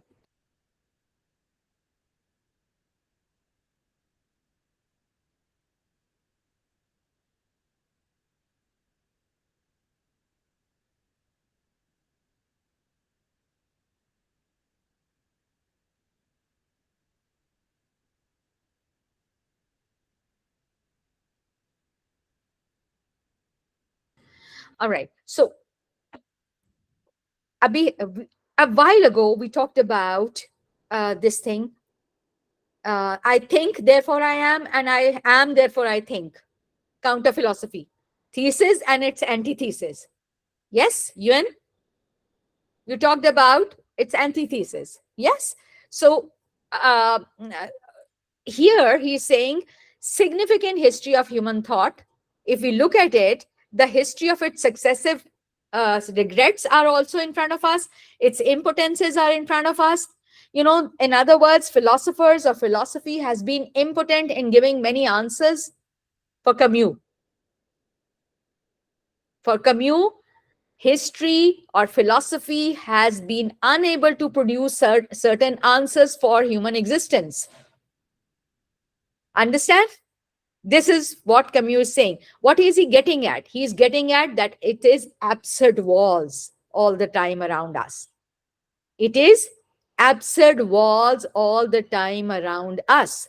And therefore, we are always in a giddy whirling. So, instead of getting a synthesis out of thesis and antithesis, he is saying that we are surrounded by absurdity, and he is saying that we are looking at into history of human thought and behavior, and we find there are successive regrets, there are successive impotences. He doesn't find any answers. Understand? And that's apparent in his works of Stranger and Plague, as we just discussed a while ago. All right. Now, so that's why he's saying, forever I shall be a stranger to myself in psychology. As in logic, there are truths, but no truth. Socrates said, know thyself has as much value as the virtues of our confessionals are sterile exercise on great subjects. In other words, they are approximations.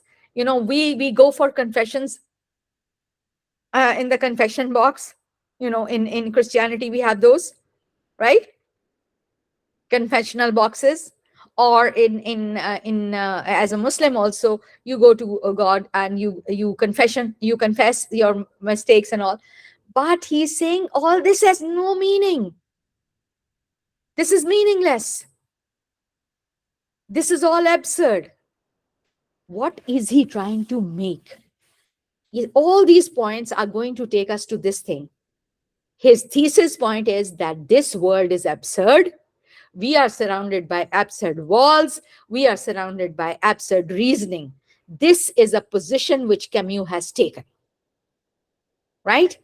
Now, we have the right to, we may beg to differ from him. Do we have the right to do that?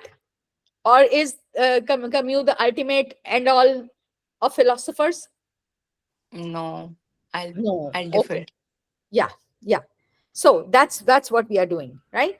So he is saying, hence the intelligence too tells me its way that this world is absurd despite so many pretentious centuries and over the heads or of so many eloquent and persuasive men. I know that that is all false. What is he trying to get at? He's going to give you this thesis point. Now, please understand. He's giving you the thesis point. Everything is absurd. We are living in an absurd world. So, while we are living in an absurd world, in which just like a Sisyphus has to take that boulder up the hill all the time and then come down, then when he's coming down, he is going to be, at that particular point, he says he is free. I've jumped to the I jumped to the too much into the future of his argument. Listen, again, what is he trying to say? This is an absurd world. We are surrounded by absurdity all the time, but we have to make meaning out of this absurdity. We have to make our life meaningful in the sense that whatever meager source of freedom we have to make meaning out of that. Sort of like a lived experience of temporality that he What? mentions somewhere. Say it once Basically, again. lived experience of temporality. Yeah, that's true. But again, that's not just lived experience. Everybody is living having a living experience of temporality. We are not permanent. We have to go from this world. But for me, I would not say that this world is absurd. Camus is saying it, right? For him, there is no meaning in it, and even then, his argument is, even if you don't have any meaning in it, you have to live your life. You have to create meaning out of it. As for me, my critique is that there is meaning in life, and then you have to create a further meaning into your lives. That's the difference between me and Camus. This is my critique. Ma'am, for you, what is the meaning of life? I will tell you. I will tell you. Don't worry. I will tell you in a while. Okay. So, because let's finish this first. So, hence I said that the world is absurd, but I was too hasty. Here.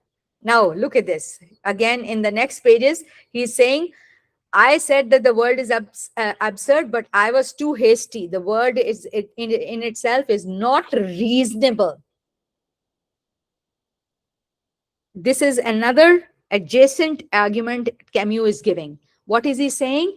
That I said that we are surrounded by absurd walls, we are surrounded by absurdity, but no, I was hasty in saying this. I should have said that this world in itself is not reasonable. There is no meaning of this world. This is Camus' take on it. This is Camus' position on life, right? And he's saying, although whatever see, the thing is, please understand, whatever Kafka, whatever Camus has said, and what they have propounded has got its own currency in life. People of the 20th and the 21st century have been, or even today, they buy his philosophy. And there is merit to his philosophy also. Yes, there are absurd moments when you see so much injustice going around it, when you see so much oppression going around you, and there's nobody to counter that. You say that, whoa, wow, is this an absurd world? That's a logical question that you're going to ask, right? And Camus is not wrong in asking those questions. I am going a little beyond it, but I have a reason for that, right? I will be giving this answer towards the end, right? The complete answer towards the end. So here he says this world in itself is not reasonable. That is all that it can be said.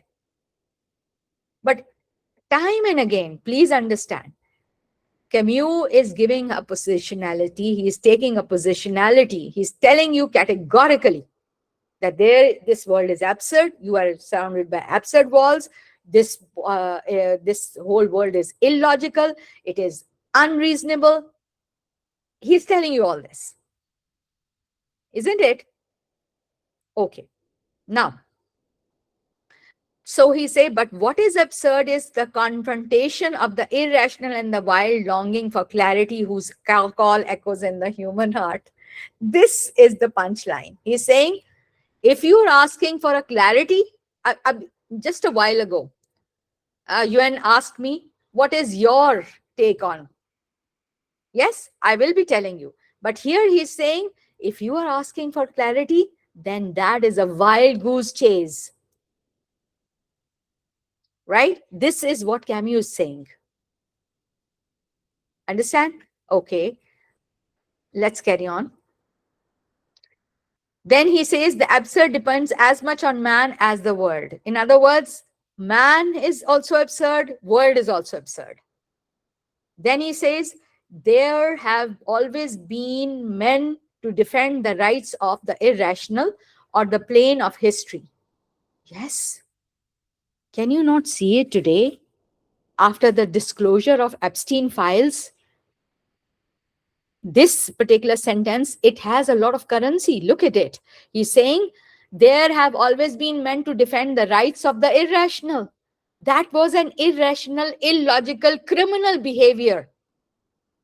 If we take the example of Epstein, that's a criminal behavior against humanity. And yet, there are men who are taking his side, or who are giving a leeway to him, or who are bailing him out, one way or the other. Maybe not by not talking about it, maybe defending him, maybe, evading the question itself, right? Or maybe bringing in his philanthropic side to the world. Or like you said in the last class, that they try to justify it by labeling the children as arms and legs of Satan. Oh, that's another philosophy altogether. Yes, that is an inherent philosophy. That's an inherent philosophy, actually, dear. I don't have time to go into that detail, but yes, you're right about that. So here we have on the plane of history, such as constancy of the two attitudes illustrates the essential passion of man torn between his urge towards unity and the clear vision he may have of the walls enclosing him. He wants to have a clear vision, but he cannot have a clear vision. This is what Camus is telling us. Okay? So even if you are not, and his punchline is, even if don't have a clear vision, suicide is not an answer. You need to fight this absurdity going around you. Understand? Ma'am, something about these walls closing in. We have hints of this in the trial as well, when the courts are so Yeah, claustrophobic, that the walls of the court, they feel like they are closing upon you, yeah, and that's true. space seems so tight, and it's so Yeah, absurd because why are you there in the first? Why are you in the court in the first place? exactly. Right? So this, of course, that's something in Camus terms we call it absurd. In Kafka's terms, it was nihilistic thought, right? But they are just one thing is trickling into the other. Yeah, just like in ages of human history, one age trickles into the next one. There are no remarkable boundaries among them, right? So so here, yeah, you have Adrian's thread, very interesting concept. Adrian's thread is named named for the legend Adriana. Adrian is the solving of a problem with multiple apparent meanings of proceeding, such as a physical maze, a logic puzzle, or an ethical dilemma, through an exhaustive application of logic to all available routes. So it's for him, for Camus, he's saying life is just like an Adrian's thread. You cannot untangle it. You may try to go around it from different directions through different sources to different means, but life is just like an Adrian's thread. You cannot untangle it. And then he says, gives the name of the philosopher of Kierkegaard. He says Kierkegaard was also living the absurd. Now, But doesn't Camus rejects his philosophy? he does, but even then he was saying that he was living in an absurd. He rejects his philosophy, no doubt. But even then he is saying that it is, he was also living in an absurd, whatever philosophy, right? His philosophy is that you are surrounded by absurdity, and even then you should not give in to the pressures of this life, and you should rebel against it, right? Time and again I keep on endorsing this philosophy so that you understand that what is this whole myth of Sisyphus about. All right. Then when in the next page he says, what I fail to understand is nonsense. The world is peopled with such irrationals. Just like today, when you see so much misery, so much bloodshed, so much oppression around you, and you say that, whoa, what is this world? Is it all peopled with irrational people? Is there no person who has some intellect, or who can understand things? This is all nonsense. So he's further carries on, and I'm quoting him: the world itself, whose single meaning I do not understand, is but a vast irrational. In other words, a world which I cannot understand, of course it is irrational. Yes. Then he says, if one could only say just once, koi to ho jo kahe ye. There should be only one person who should say, this is clear, right? All would be saved. But according to Camus, nobody can ever say that this is clarity. Nobody can bring clarity to this absurd world. This is Camus' positionality, right? Now he says he would be saved, but these men, why, when with one another, in proclaiming that nothing is clear, all is chaos, that all men has is his lucidity and his definite knowledge of the world surrounding him. In other words, all I know is, just like if Socrates said, all I know is I don't know anything, right? In other words, here Camus is saying, all I know is that you are surrounded by absurd walls. Okay? There's so much irrationality around you, and that is why you are all surrounded by absurdity. Then he says, the absurd is born of this confrontation between the human need and the unreasonable silence of the world. In other words, human need is for answers. Human being needs answers. When those answers are not given, he's bound to come to the conclusion that we are living in an absurd world. Yes? Okay, let's carry on. So, now remember, I told you that in the beginning that we are talking about suicide not as a sociological phenomenon, but as a philosophical. So he's talking about the philosophical suicide. When you are surrounded by absurdity all the time, the first thing that you are going to do is make a suicide of philosophy, your own thinking, right? So he's saying, this is how I define the problem of suicide and the possible interest in the conclusions of existential philosophy, right? In other words, what is he saying? I define the problem of suicide as the possible interest in the conclusions of existential philosophy, that you should not commit philosophical suicide. You So, ma'am, ask, according to him, philosophical suicide is like resorting to theology. So, if you're going to hide behind yeah, that's things, true. That's true. He's yeah. coming to that. Let me come to that. Yeah, very rightly put. So, in other words, if you come to philosophy, sorry, theology, if you come under the shade of, under the canopy of theology, you are committing a philosophical suicide. So, don't commit that. This is what Camus is saying, not me, please. I'm going to give you a critique on that. Okay. So he's saying there are absurd marriages, challenges, rancors, silences, wars, even peace treaties. They're all absurd. And he's so right about, he cannot be more right about it. Look, just imagine. He is writing a century earlier. And he's so to the point that, oh, yes, there are absurd marriages, there are absurd challenges, there are absurd wars, there are absurd peace treaties. There are They're so not, many Security Council's resolutions on Palestine. There are ICJ's advisory opinions. They are yeah, all absurd on everything to Palestine, the West Bank, the Gaza. Everything is so absurd. exactly.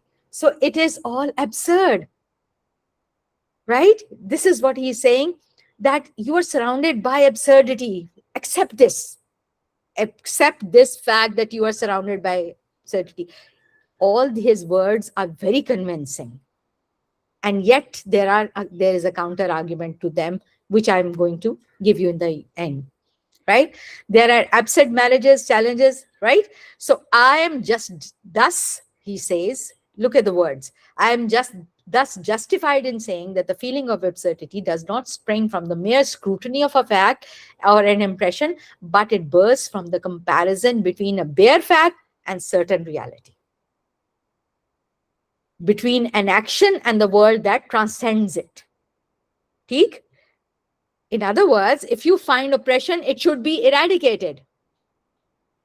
But that doesn't get eradicated. The oppressed people do not get any comfort. So it is absurd. See, all these writers, all these philosophers, they had a thinking mind. They were extremely, you know, you can say sensitive to all the things going around them, all the wrongs that were going around them. And rightly so, he's saying that there are bare facts which should be acted upon, and there are certain certainties, but there is a difference between an action and the world that transcends it. Yani, action, there should have been an action for a visible oppression, but is there any action for that visible oppression? No. So this is absurd. He's right about that. He's absolutely right about that, right? So he says the absurd is essentially a divorce. It lies in neither of the elements compared, and it is born of their confrontation. Understand? There can be no absurd outside the human mind. So in other words, every absurd thinking is in your mind. Remember, we're talking about philosophical suicide. So he's talking about do not commit philosophical suicide. And although every absurd thinking is in our mind, thus, like everything else, the absurd ends with death. So, in other words, he's warning you against making a philosophical suicide. When you find absurdity in your head all the time, you're going to get under it, buckle down under its pressure, and you might be prone to make a philosophical suicide, right? So, but there can be no absurd outside this world either. All the absurdity lies in this world, he's saying, right? And it is so true. So all existential philosophies, he says, suggest escape. But no, he is saying you should not find or try to escape. You should Face it boldly and squarely, this absurdity, and do not commit any philosophical suicide. All right. So, in other words, philosophical suicide, the next point is for when, side, hi.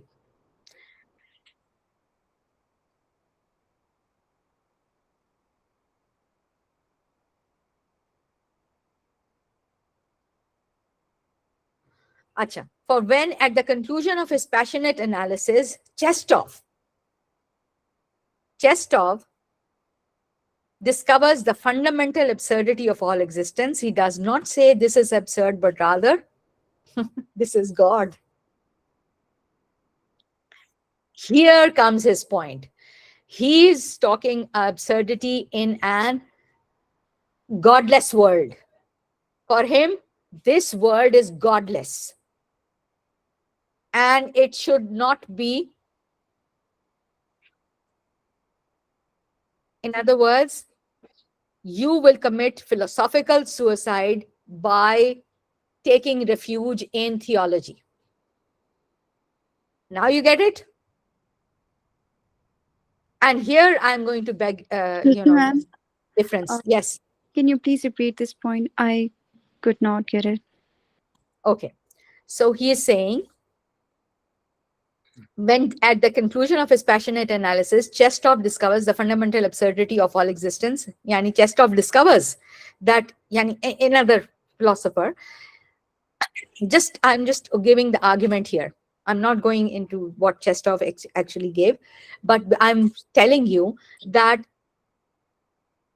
Chestov, he's saying, is also discovers that the fundamental absurdity of all existence, that this whole existence is absurd. Okay?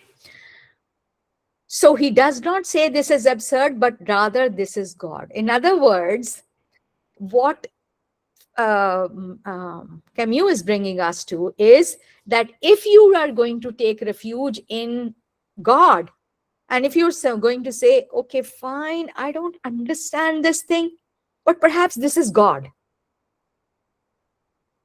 When you don't understand anything, this is God. That is a philosophical suicide, he's saying.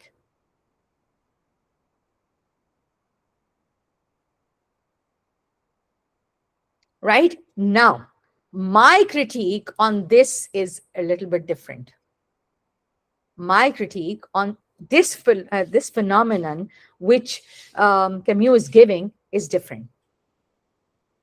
Okay, now let's finish this point first, and then we'll discuss it further. He says he does. Chestov, when Chestov says and discovers the fundamental absurdity of all existence, he does not say this is absurd.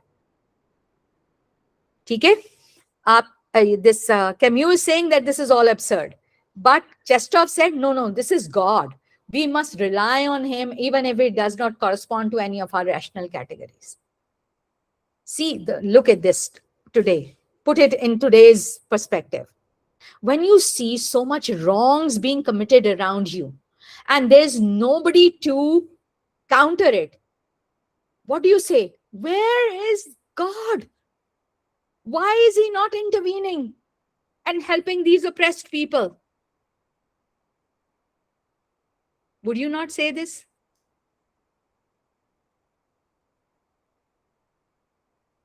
Your basic assumption is कि भाई अगर अल्लाह है तो किधर है भाई? इतनी सारी injustices में कहाँ है अल्लाह? Where is that God if there's so much injustice going around us?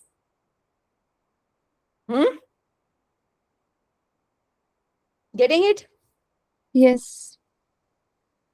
Okay. So he's saying, what did Chestov do? So the confusion may not be possible. The Russian philosopher even hints that this is God. Perhaps this God is perhaps full of hatred and hateful, incomprehensible and contradictory. But the more hideous is his face, the more he asserts his power. Now here comes that concept that God is there, and yet he is malevolent. This is a malevolent God. Oh yes, remember that dialogue between Kafka and Max Brod? That yes, we are nihilistic thought which came in God's head, and that was why we were created. If I'm allowed to put it in an Urdu verse, it is like this.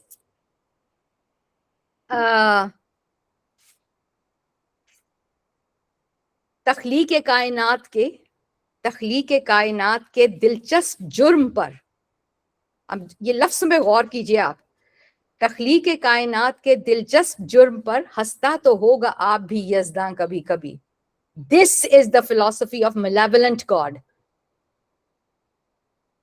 And human beings, they are so cruel that they have this assumption, and they are living with this assumption that God is always going to be malevolent. And this is what Chestov is also giving, that you take a refuge in God, yet that God is a malevolent God. Why?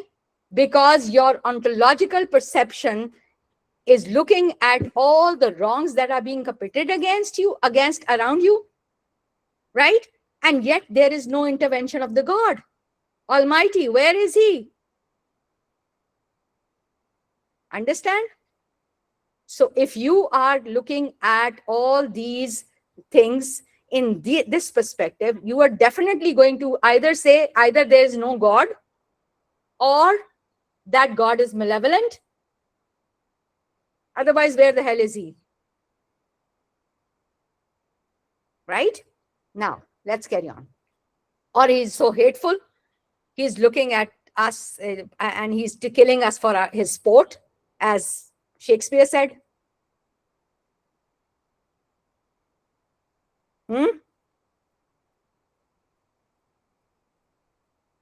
Yes? Do you agree with this thing? Now, here. But the more hideous is His face, the more He asserts His power. Look at this. This God, the more hideous He is, the more He asserts His power. This is the philosophy. So you are actually surrounded by all these. This is absurdity, but even then you should not commit philosophical suicide, as is what Camus is saying, right? And he says his greatness is his incoherence. Bah, my Lord Almighty, we actually have the audacity to not understand the actual God in the first place, and then we have the audacity to put all these labels on Him. This is what we are. This is what even Camus is doing.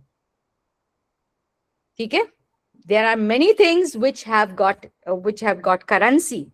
Yes, it is an yes, it is we are surrounded by absurd wall. There is meaninglessness in our life at times, but there is also means of creating meaning in your life. There, and in the first place, perhaps it's not that absurd in the first place. That's another set of philosophy. I'll come to that in a while. Right? So His greatness is His incoherence. His proof is His inhumanity. Yani God is inhuman. One must spring into Him, and by this leave free oneself from rational illusions. In other words, don't expect any rationality from this God or from the world around you. There is not going to be any rationality. There is always going to be absurdity surrounding you all the time. Right? He goes on to discuss this philosophical suicide, and he says, I think we can, because we started late, so we're just going to finish this off, right? So he says, philosophicals, how are you going to make philosophical suicide? The absurd man recognizes this struggle. Okay? Absurd man recognizes that he has to go through this struggle, does not absolutely scorn reason, and admits the irrational. Now the discussion is becoming a little bit thicker. I need everybody to be with me. All right. So what is he saying? First of all, he has established that you are an absurd person. Man is absurd. Take. Then the second thing that absurd man has to understand is that he has to always make a struggle and try to make meaning out of this absurd life. Take. Then he also has to admit that there he is surrounded by all the irrational world, and perhaps I may not get answers to my questions, but even then I am not going to commit any philosophical or any physical suicide. Right? He knows simply that in that alert awareness there is no further place for hope. Okay? So he's cutting off all sources of hope here. But then he's going to give hope, which is going to be Camus' hope, not my hope. Right? Thus, it is that he carries on through a strange subterfuge. He gives the irrational the appearance of God and God, appearance and God, the attributes of the absurd, unjust, incoherent, incomprehensible. All these are allegations on God, right? Intelligence alone in him strives to stifle the underlying demands of the human heart. You know, human heart is demanding clarity, and look at this God, he is not giving any clarity. So yes, you are surrounded by an incomprehensible, incoherent God. God forbid. That's not my philosophy. That's what Camus is telling us, right? Just like this say, don't shoot the messenger. Yeah, please don't shoot the messenger. So, since nothing is proved, everything can be proved. Now, this is a logic he's giving. Since nothing can be proved, you cannot give it again any proofs because everything is absurd around you. So, everything can be proved. And when he gives this way, this sentence, everything can be proved, now I'm going to prove otherwise in a while. The absurd, which is the metaphysical state of the conscious man, does not lead to God, he says. Chalo ji. It should not lead to God. According to Camus, the absurd, which is the metaphysical state of the conscious man, it should not lead to God. It should not come into theology. It should not take refuge in theology. Perhaps this notion will become clearer if I risk this shocking statement. The absurd is sin without God. Now, here, I'm going to give a hint of my argument. All these absurd philosophers, existential philosophers, nihilistic philosophers like Kafka, like Camus, like Sartre, they are giving you food for combating this absurd life. But out of this whole fight, out of all this struggle, out of all this trying to make meaning in your life,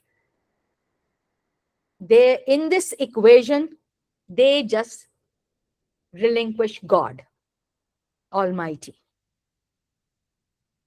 Right? They don't want to have that God. They have removed God out of this equation. What I will be trying to do is, I will be trying to bring God back into this equation.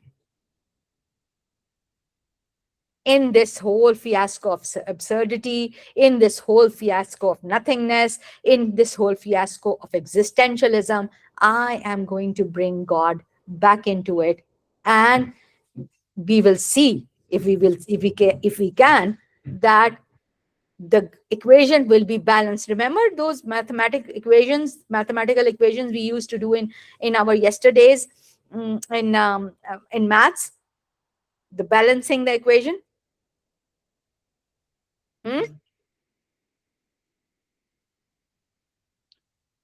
That is what I am going to do. That is what I'm in my humble capacity, right?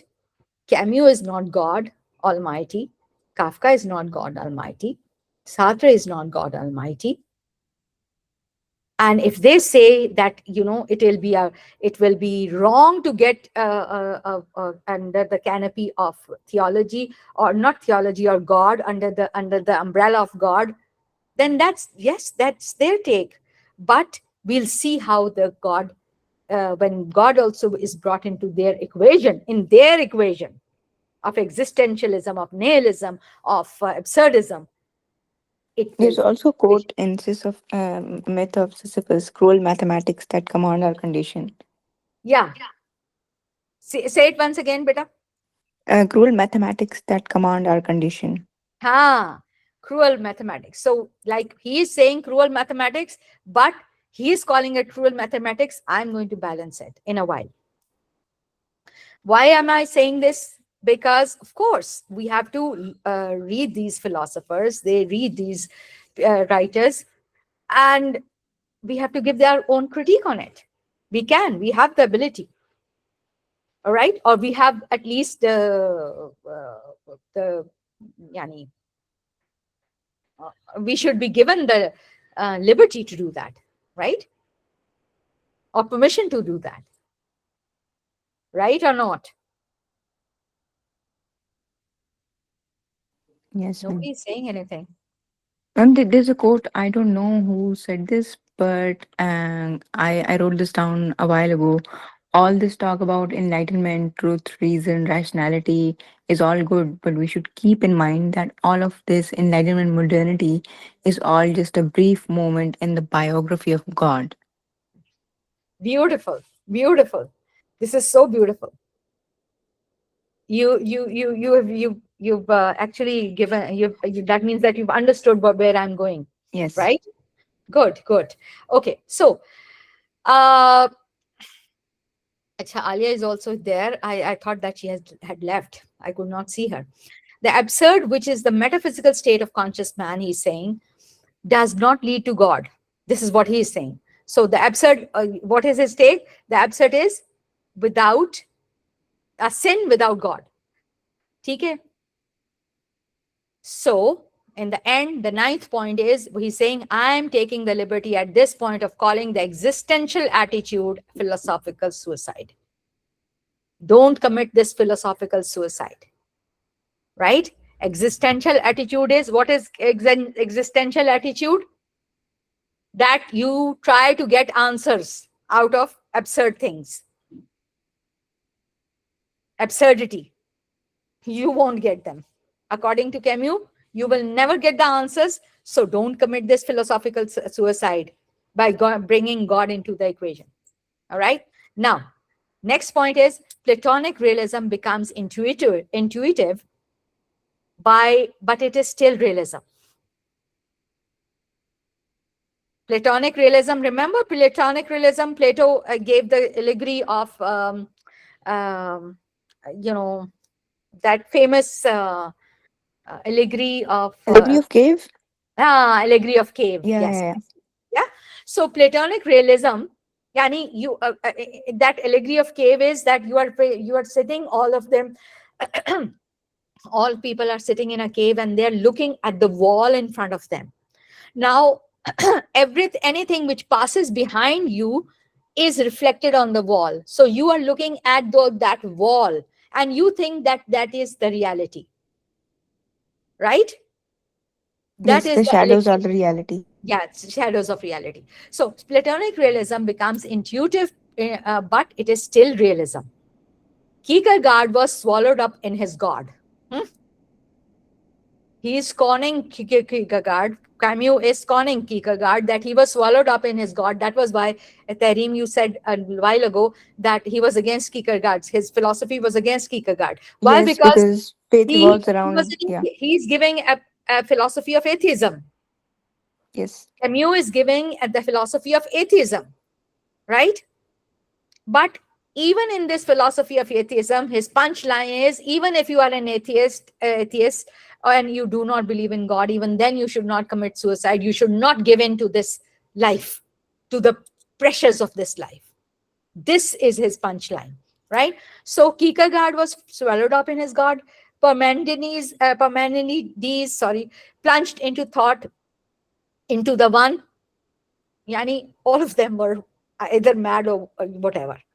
They are, Parmenides was also plunged into the thought of the one and only, that means God.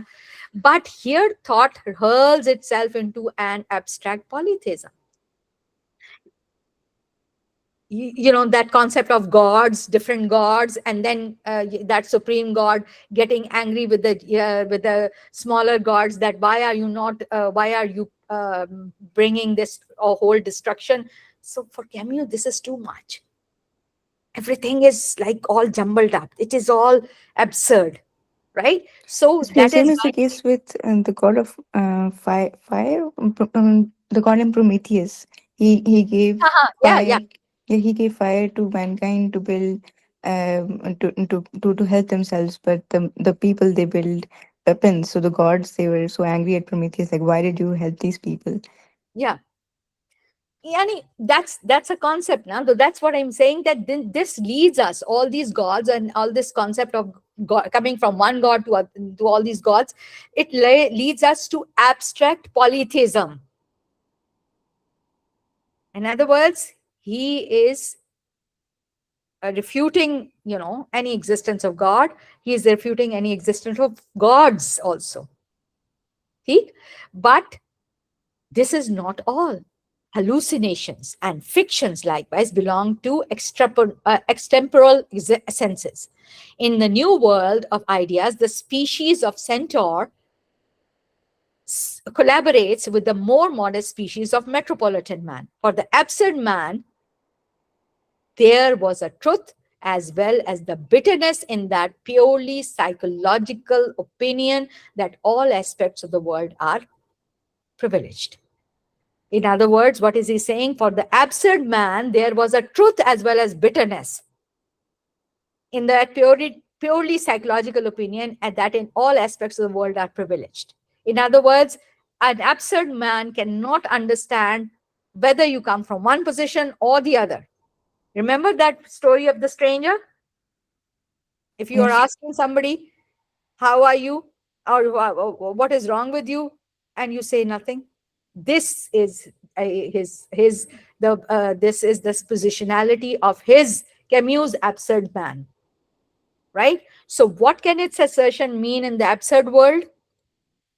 The perception of an angel or a god has no meaning for me. The geometrical spot where divine reason gratifies mine will always be incomprehensible to me. Hmm? For Camus, it will always be incomprehensible. In Kierkegaard's Apocalypse, that desire for clarity must be given up if it wants to be satisfied. Forget about this clarity of thought. There is absolutely no clarity of thought in this absurd world. This is what he's saying. Camus is saying, right? I'm not interested in philosophical suicide, but rather in plain suicide. What does he mean by that? Right? Yani, you should not be going for any philosophical suicide, but even if at all you have to commit, then go for a plain suicide, right? Do not commit this philosophical suicide of going under the umbrella of the understanding of God Almighty or a supreme God existence. Getting it? This is what he's saying. Then he's saying all the freedom around you, that you find, yes, you are uh, free. That's a hallucination. That's something which is absurd. And that's something which Kafka also said. A man is always in chains. Oh, the estrangement part. Huh? The estrangement Estrangement part. part Yeah, also. yeah, Yeah, yeah. not just estrangement part. See, remember Rousseau. Rousseau, his famous adage is that man is born free, but everywhere he's in chains, right? So what these two philosophers, or Kafka's writings and Camus is saying, is that everywhere you are in chains. You think that you are free, but you're not free. I mean, He also and says they that are the right about chains. this thing. Let me just 8 minutes. Okay. They are right about this thing. Of course, I am talking to you in this class because I'm chained to take your class. Hmm? And yet I'm free. So isn't it a hoax? According to Camus, it is a hoax that I think am free. But according to me, it is not a hoax. I will tell you why in a while. Let's carry on. So if he's talking about freedom, he's saying absurd freedom. I can refute everything in this world surrounding me that offends or encounters me, except this chaos, this sovereign chance, and this divine equivalence which springs from anarchy. This divine equivalence which springs from anarchy, in other words, there is all anarchy around me. The body, affection, creation, action, human nobility will then resume their place in this mad world. All these emotions or human emotions are going to be there. We are born with them. We have affection, we have creation, we have action, we have human nobility. But we are surrounded by a mad world. At last, man will again find there the wine of the absurd and the bread of indifference on which he feeds his greatness. At the end of the day, you are going to become indifferent. This is what Camus is saying. This is where it is seen to have what a degree absurd experience is remote from suicide. In other words, if he's saying you are free, but it is an absurd freedom. Understand it, accept it, that you have freedom, but yet it is absurd freedom, right? And yet you have to make your meaning out of this absurdity. And therefore, it should be remote from suicide. Do not commit suicide. It may be thought that suicide follows revolt, but wrongly, for it does not represent the logical outcome of revolt. It is just the contrary by the concept it presupposes. In other words, what is he saying? Suicide, if you think that suicide is something that you are revolting against, this life, this absurd life that is given to you, then you are wrong, you are mistaken. No, you can make yourself free by not committing suicide. Understand? Out of this absurd world, even in this absurd world, your rebelling, your revolt should not be to give in to the pressure of this absurdity, but to revolt in this manner that, yes, I'm not going to commit any suicide. Are you getting the point?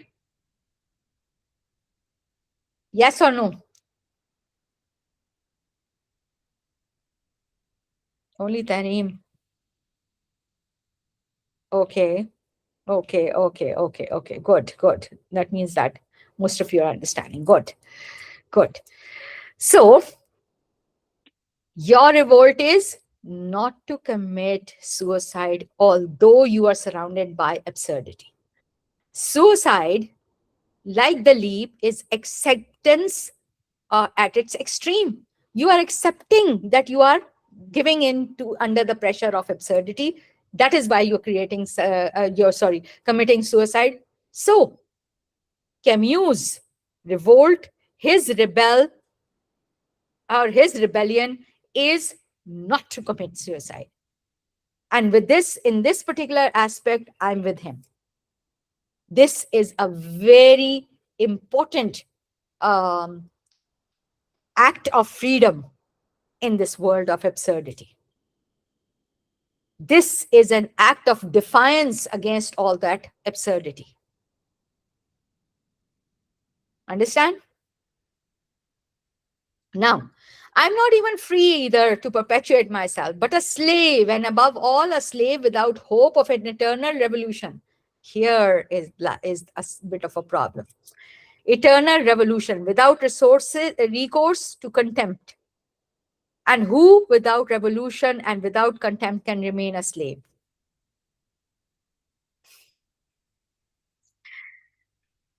He's saying, without revolution, without contempt, nobody can remain a slave.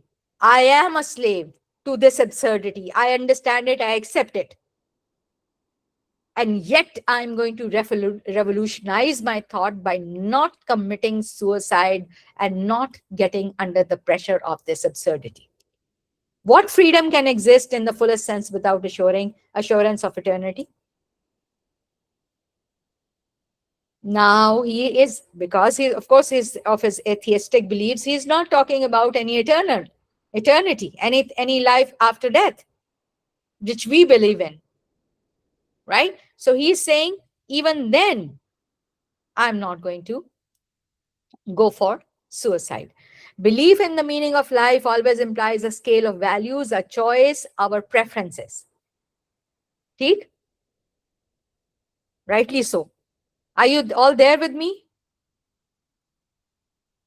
We have to go till 78th slide and perhaps a bit of more. The absurd and the extra life it involves, therefore, do not depend on man's will, but its contrary, which is death. Absurd and the extra life it involves, therefore, does not depend on man's will, but its contrary, which is death. To two men living the same number of years, the world always provides the same sum of experiences. It is up to us to be conscious of them, being aware of one's life, one's revolt, one's freedom, and to the maximum is living, and to the maximum. In other words, what is he trying to say? Fine. Given we are in an absurd world, given we have limited choices, we are slaves to this absurdity, and yet equal number of years are given to two people. One defies this absurdity in the sense that he lives, and one buckles under the pressure of this absurdity and he commits suicide. So he says, I favor the first person who does not commit suicide. Why? Because he is truly free in the sense of the word. Thus, I draw from the absurd three consequences, which are my revolt, my freedom, and my passion. By the mere activity of consciousness, I transform into a rule of life what was an invitation to death, and I refuse suicide. Now you get it? That even if I am surrounded by absurd walls, I am surrounded by absurdity, if I think that I'm free, my freedom is absurd freedom. It is not freedom. I'm still slave to so many things, right? And yet I am sorry, it is, but I am not going to give in, and I'm not going to commit suicide. So I am going to be not like the person who commits suicide, but I'm going to be like the person who lives his life as a revolt to all this absurdity. Got it? And then he gives the myth of Sisyphus towards the end of his work, and he says, now listen, that are like, so our freedom, he's saying. Now he gives the analogy of Sisyphus, and he's saying our our freedom is the hour that is that like a breathing space which returns as surely as his suffering. Let me just put it in my words first. In other words, what he's saying is this limited, in absurdity, this limited freedom is what we have at our disposal. So just like Sisyphus, when he was taking up the boulder up, he was under the command of all those gods who had given him that punishment. But on the other hand, when he was coming down, when the boulder, that was his eternal punishment. Sisyphus ki eternal punishment kya thi? What was his eternal punishment? That the gods gave him the eternal punishment that you are always going to take that boulder up the hill, and then that boulder is going to come down. So he's saying, according to Camus, when Sisyphus is coming down that hill, at that particular point, that is a kind of a freedom he has got. Although it is an absurd freedom, yet it is a freedom he has got, and that is something that he is, at that moment, Sisyphus is free. Let's read it now. Or anybody can read it for me. My Can you read it from the सबको तो आएगा.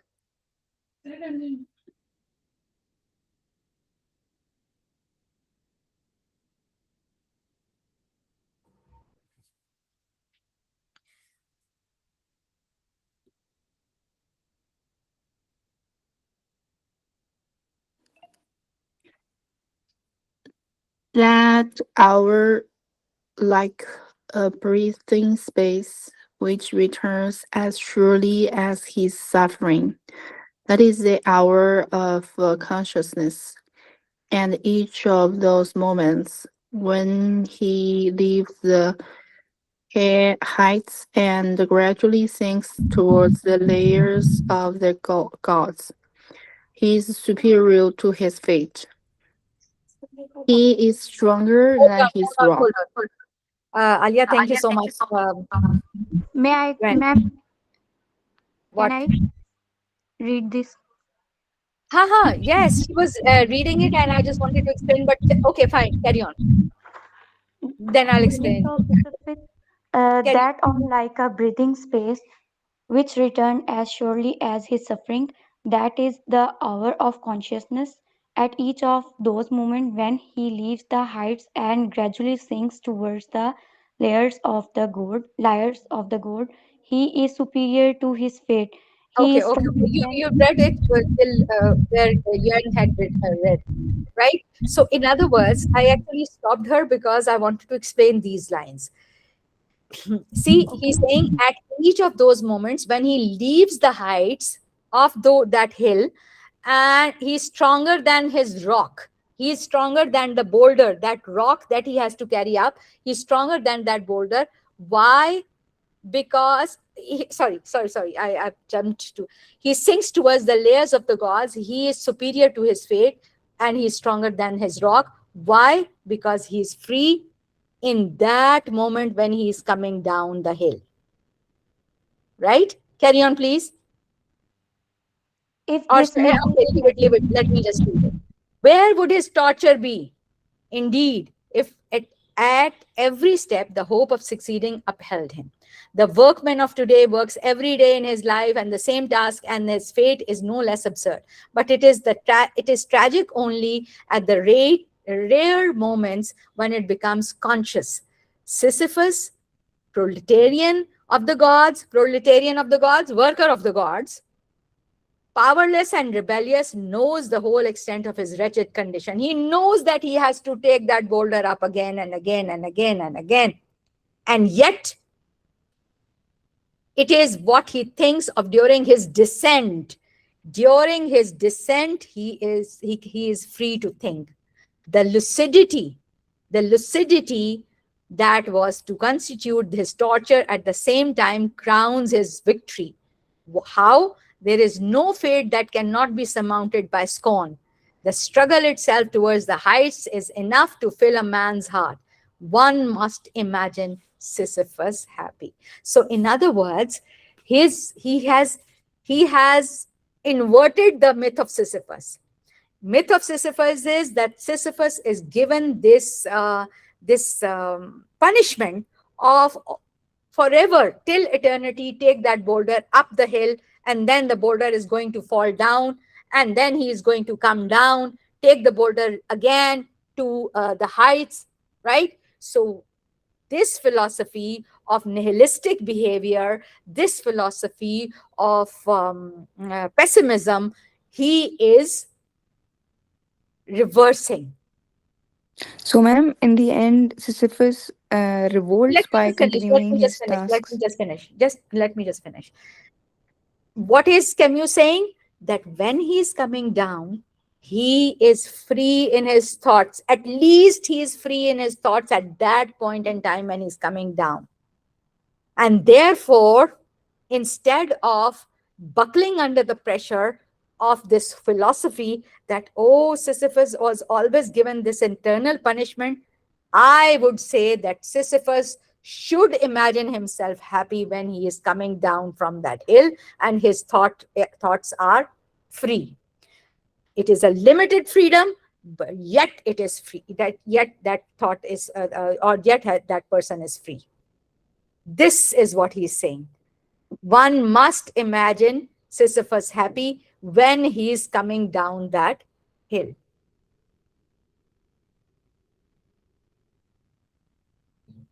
Now you get it? It is a limited freedom, but it is, that freedom is what all you have. So you better make use of it in the fullest sense of the word. This is what Camus is saying. That man is in chain. He is surrounded by absurd walls around it. He and the freedom that he thinks that he is given, that is also absurd. And yet, in that limited absurd freedom phase, one should consider himself happy. One should fight that all the demons. One should not give in to suicide, may it be philosophical, may it be physical. Why? Because this is a human revolt to all that punishment that is inflicted on it. All right? This is what he is saying. Now, this whole philosophy, it has got a lot of merit in it, right? And yet, if we bring another aspect of into it, that's something that I wanted to bring, and I will take 2 to 3 minutes more. And I am going to, after reading Kafka and Camus, it inspired me so much, and I wrote these poems not today, but some time back. And I would like to present them to you so that um, you people can also tell me what you think of it, right? Let me just bring them to you. And this will actually give you more food for thought. Whatever I'm going to speak of is going to give you more food for thought.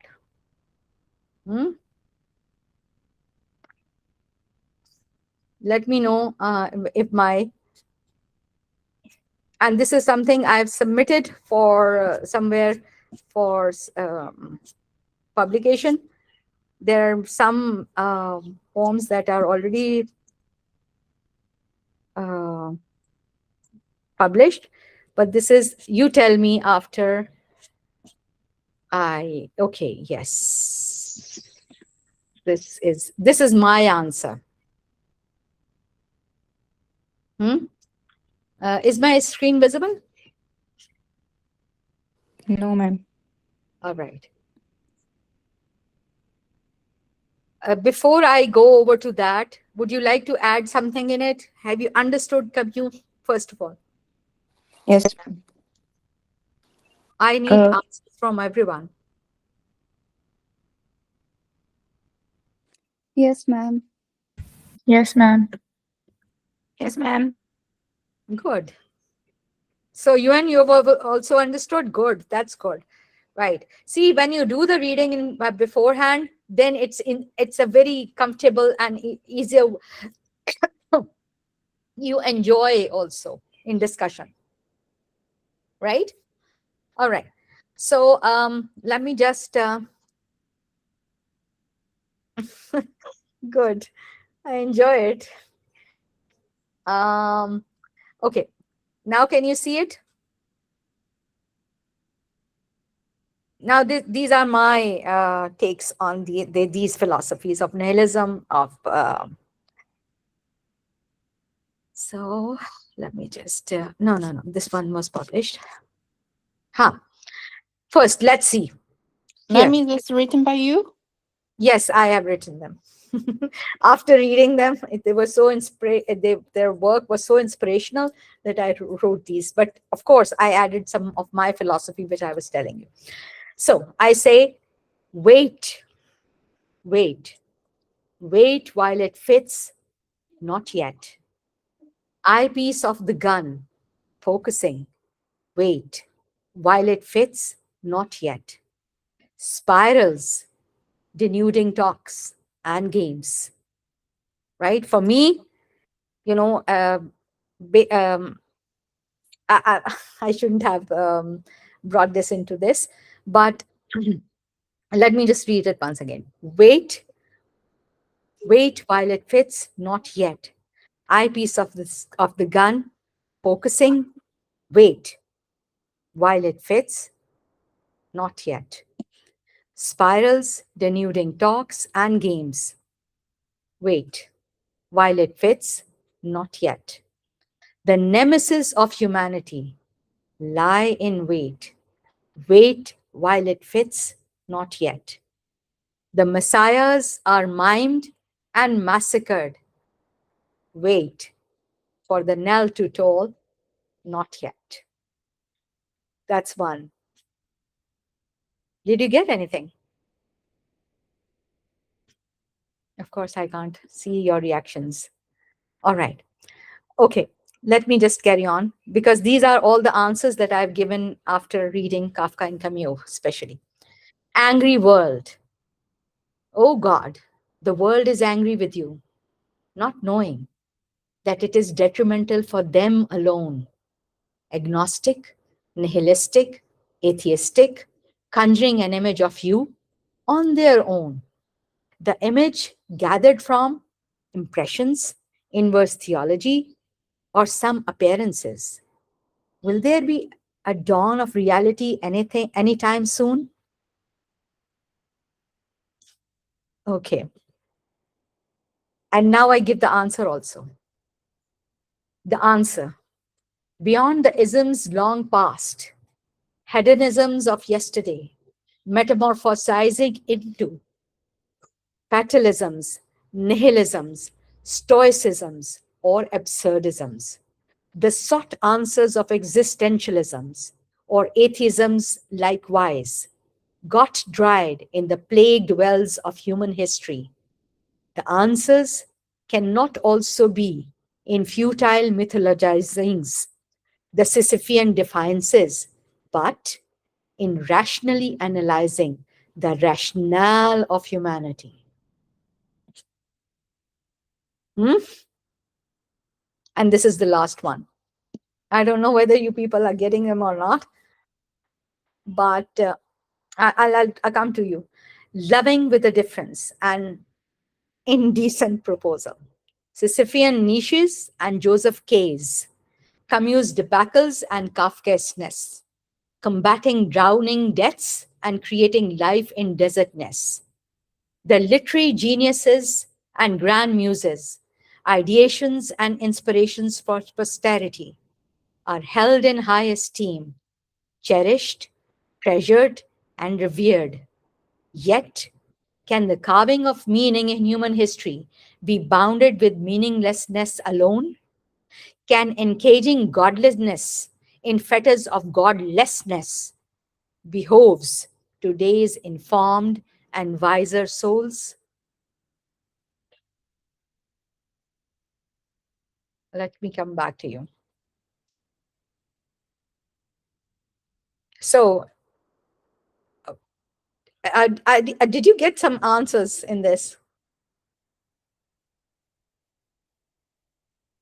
You are using art to revolt. Yeah, kind of, kind of. Basically, yeah, yeah. So basically, like artists, and they don't know, they don't know what lies in this universe. They don't have the answers to the question marks of this universe. So Yeah, we write or we draw, and we draw meaning out of them in this try life to. through. No, but this is their philosophy, and I've actually countered that. Yes, so I'm saying that you're actually doing the same thing by writing and then making meaning out of that, and then trying to answer those questions through art. Yeah, but not just through art. There is a big philosophy, a lot of philosophy behind this, which is something which I cannot describe discuss here. But sometime, if time permits it, we will be discussing it in detail. Right? Hmm? And now I'm going to stop this recording, but I just want to say one another thing. We have to have an online class on Friday.